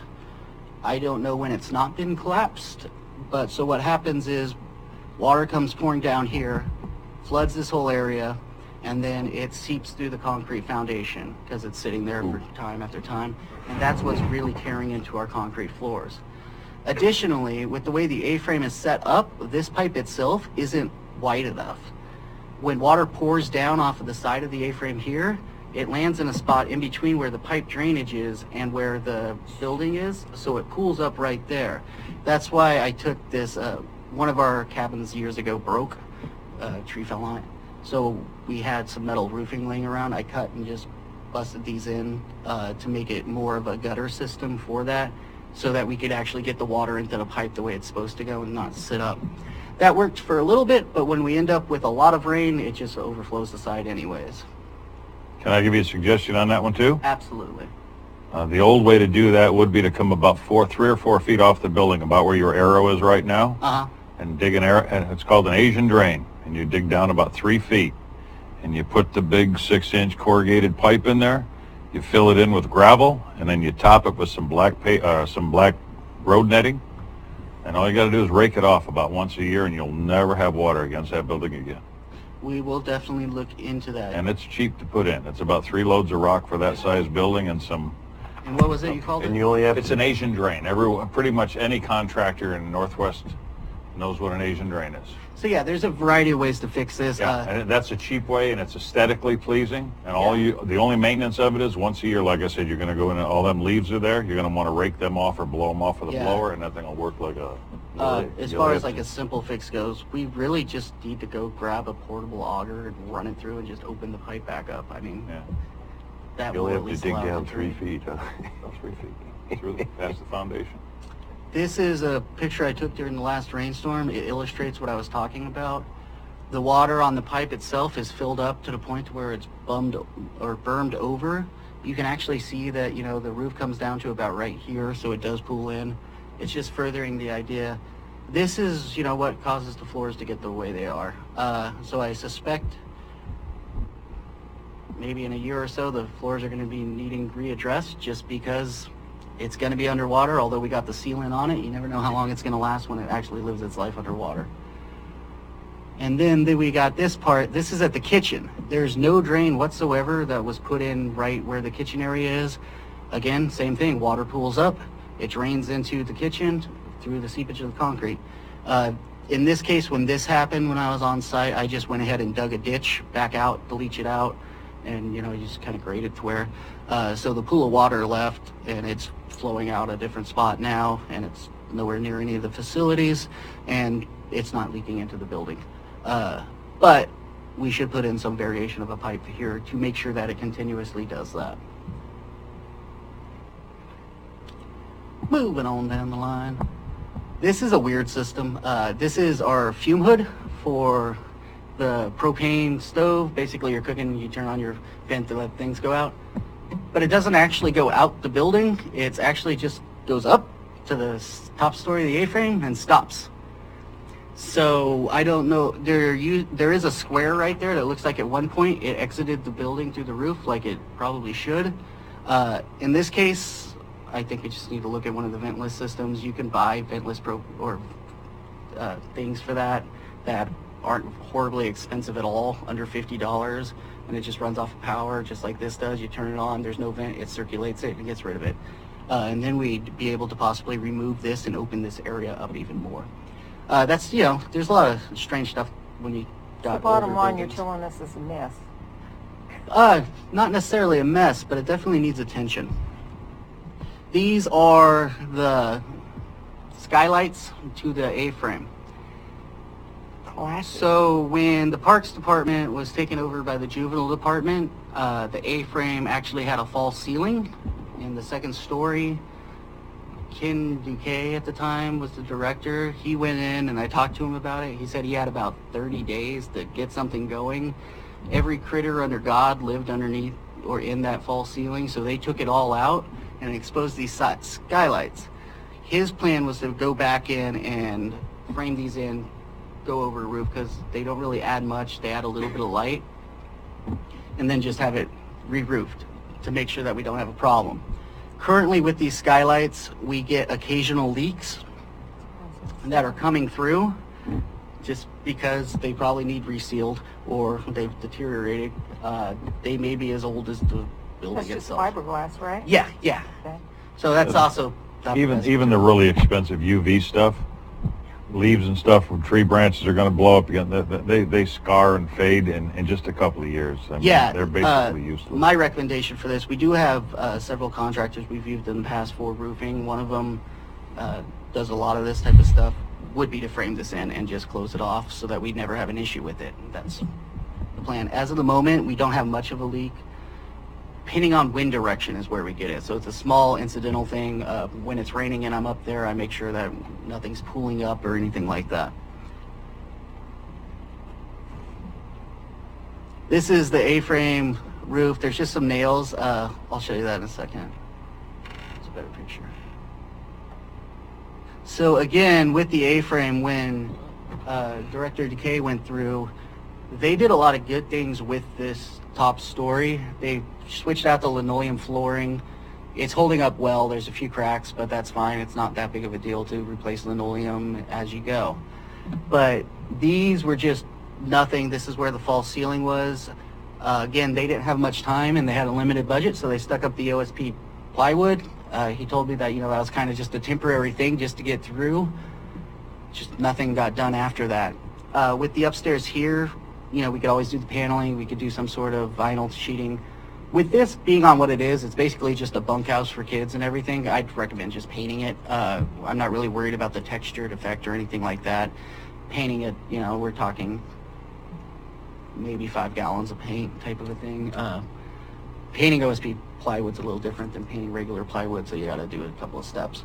But, you know, simple thing. If you've got the paint, it's not expensive, just takes a couple hours, and, you know, all of a sudden it looks actually nice and not like a barn.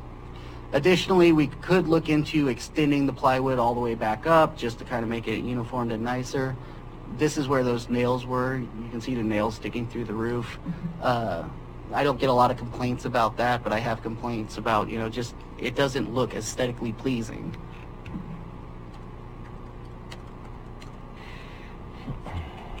And then there's a few incidental things. This is one of the bridges. There's some boards that need replaced. We've got the lumber. It's just a matter of replacing it.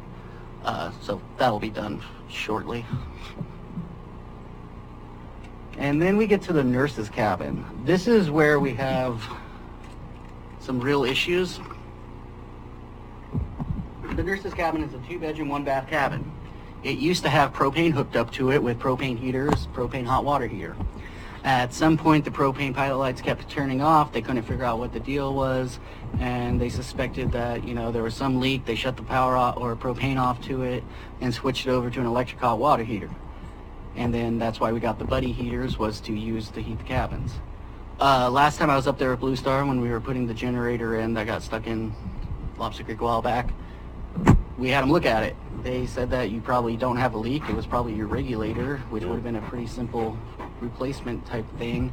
And so this year, one thing I'd like to do is get propane reestablished to that and get those propane heaters up and going and get back to on-demand hot water heater. Did they fix it? No, because we didn't have the budget. But it's only a little thermocouple, I think. It's just a little... Yeah, it's just the thing. I mean, there's the nothing. problem is if they fixed it now, then we would have a leak because we don't have a propane hot water heater sitting there, and there's parts missing off of They our can just heater. pressure test the line for leaks too, so that's... Yeah, that's basically what the plan was. We were going to go up there, have it pressure tested, verify that, okay, there is no leak, it's just this regulator, swap it out type of a thing. It's just more bringing it back up to the standard that our customers used to be accustomed to when they were staying overnight. One thing we do have is off-season rates. Those off-season rates allow people to rent this cabin for $50 a night. Someday during, you know, Friday the 13th, I'm probably going to rent it to go watch scary movies. It seems like a good use of my time. 50 a night. So put a haunted house there and not have to do much at all. Yeah, we've looked at that. But, so, you know, this is the A-frame cabin. We have this great porch on the A-frame. One thing I'd really like to see, a lot of Lobster Creek can't be turned into ADA accessible facilities because of the steepness of the grade. I would like to see about getting, you know, future project of turning this to have ADA accessibility, basically get something engineered off of one side of this porch to provide a ramp, and then we'll figure it out with the grounds around it to make sure that we could get guests that do have wheelchairs into that facility. We have had people in the past that, you know, were limited in mobility and everything like that, and they weren't able to stay in the facility that they probably should have been staying at because they couldn't get up the steps. So that's just one of those long-term things. It's an expensive project to get that thing actually done. It's another, oh, I just looked at myself, we're good. So moving on down the list with the nurse's cabin. This is the nurse's cabin. Both sides of the cabin are kind of switched. They look the exact same. We've got these nice beds in there. It's really pretty, a little bit of floor. But this is what you see when you lay down on the bed. That's the roof directly above the bed. The nurse's cabin has had a leak for 3 or 4 years. It needs, when I talked to one of our contractor friends about it, he said it's a metal roof that it probably doesn't need replaced. It needs resealed and reseamed. At the time, he estimated he could do it for around $1,000. Obviously, we'll shop that around, but this needs done. This leak actually drops water, so it makes a situation to where if it's raining, not good, and the leak spreads.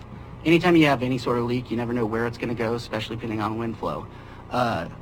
Once the leak is repaired, repairing this is simple. That's just a piece of, what is that, plywood.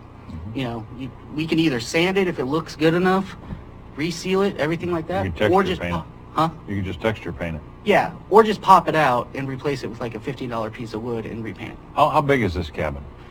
Square footage wise, I'm not sure. It's a 2-bedroom, both sides, and Just so you know, I mean, for $1,000 to repair the roof, you could probably almost replace it for that. Metal is really cheap. yeah, we'd look And into I mean, all with the these new options. screw guns that moving they forward. got, I mean, you can run a Yeah. sheet in a minute.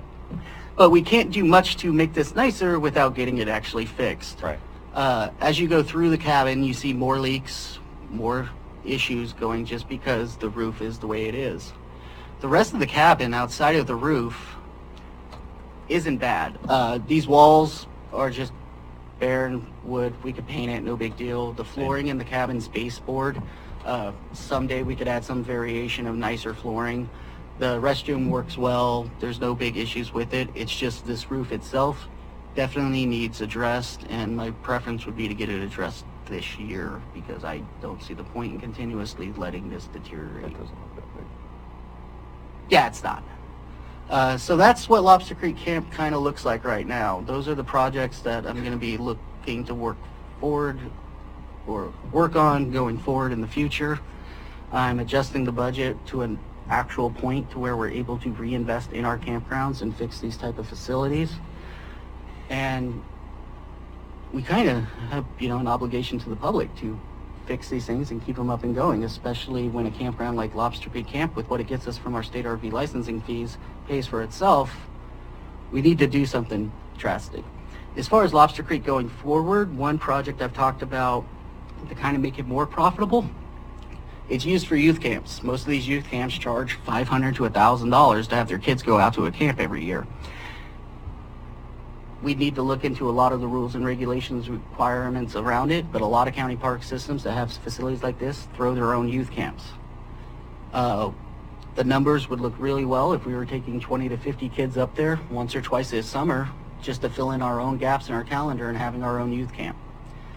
It would be pretty profitable. It would turn that campground into a completely different place. That being said, it's a lot of organization. You got to get a lot of buy-in from the community, and you got to get a lot of parents and everyone else to volunteer. So that's just one of those large forward-thinking things that we should really start looking forward to with Lobster Creek, changing the focus from reliance on the youth camps that are coming in, family reunions or anything like that, and creating our own programming. Other things going on real quick. That's the main part of that. With that, we are not hiring a camp host this year at Lobster Creek Camp. The camp is generally ran without a camp host. Some years we get them, some years we don't. In this case, due to the low reservations and everything like that, we'll run without a camp host because it's not worth it to us affordable-wise. So, not that big of a deal. We adjust. It happens. We're working on possibly updating the county park regulations. We have our set regulations. There's some old regulations, 20 some odd years old type of a thing. We need to revamp them, stuff like that, and add wording that makes it easier for the code enforcement officer to do stuff in the campgrounds. That'll be coming before you guys here shortly in a workshop. We'll just get it scheduled out. Next thing, we are looking to hire a youth worker for this year. Every year we hire one kid for our county park system, or we hire 2 kids for the county park system, normally youths in the community, to work in our campgrounds. This year, one of our kids is coming back for like his 4th season, so that's really cool to be able to have that type of help. He's very trustworthy, knows what he's doing. I can send him out to do something at Lobster Creek and then tell him to shoot down the boys, and I know he's going to do it. So we need one extra kid. I've reached out to the juvenile department and the schools. It looks like the juvenile department has a kid that they kind of think might be a good fit for this. So it's one of the still tie-ins that we have to where, we're trying to help out a kid in the community, provide an opportunity for them to gain some valuable knowledge, experience, stuff for college applications, and give them something to do over the summer. So I actually think that'll probably be coming for you guys at some very time too, once we get another kid on site. Other things we do with schools, we started a partnership last year with the Brookings Harbor High School, and it's kind of a thing to where we had all these fire pits, the standing barbecues. We took them out of Boyce Coat because people's trailers' needs have changed where now they have pop-outs. But then we had all these things left over, so we took them into the high school and they use it in their welding shop to build us new fire rings out of those standing barbecues. And pretty cool. They charge us the cost of materials. They love the projects. It's been working well. It's a very easy, cheap, affordable way for us to continue. For example, we had 10 of them done last year, and I think it cost us $500 to get that brand new delivered from an actual place. You're looking at $2,000. And it's good for the kids to learn this type of stuff. Next and final thing, Parks Committees. We have a Curry County Parks Committee. It has had 2 meetings so far, January 2nd and April 3rd. The Parks Committee, its first meeting spent a lot of time just talking about what it is to be a Parks Committee, what are we doing moving forward and everything like that. And right now, as of the April 3rd, we've started looking at master planning. Part of the reason the Parks Committee was created was to kind of work on the master plan for the Curry County Parks Department. Last meeting, we went over all the different properties that are either put aside for possible development, have been talked about park development, or is still kind of somewhat parks properties do weird ways. Next meeting, we're going to pretty much break down which ones look feasible to actually develop into campgrounds and which ones look feasible to do other things with, or what we should do with them. So the main reason I went over the repairs needed at Lobster Creek Camp wasn't to, scare you guys about the condition up there. It's been brought before the board a few times that there is the possibility of being able to sell some properties and have those funds go into the Parks Department for repair and maintenance, I forget the other thing, but anyway. Repair, maintenance, development, and acquisition. There's plenty of repair and maintenance need done in our campgrounds alone. As far as parks master planning goes, the acquisition and development, that's extremely important for us. If we were to identify properties for possibly listing for sale, that's where those funds should be going, and that's where I'd intend for those funds to be going, is back into the parks. When you're talking about kind of a weird loophole that could take money out of the special districts as opposed to the normal process, it's good for the public to know that, well, that happens, but it's going back into something you can enjoy, which one of the weird things that you find universal across pretty much any form of politics is people like outdoor recreation, especially in Oregon. Right. So that's what I got. Thank you, Josh. Good presentation. Appreciate it. And if we could give Josh just a minute leave, I have something that I would like to ask. It's kind of a personal nature, so I don't want to make it a Why don't you public. go to your office so we can sit here and... Not with Josh, no. Oh, I'm sorry. With the board. Joking around. Oh, excuse me. I thought you wanted to talk to Josh. No, I've already asked him what I needed to ask him. Josh, congrats on your Parks Advisory Committee. You're the one that pushed it through. Well, it's, I think you got some good people, and I think you're leading them good. Thank you, sir. Yeah, thanks.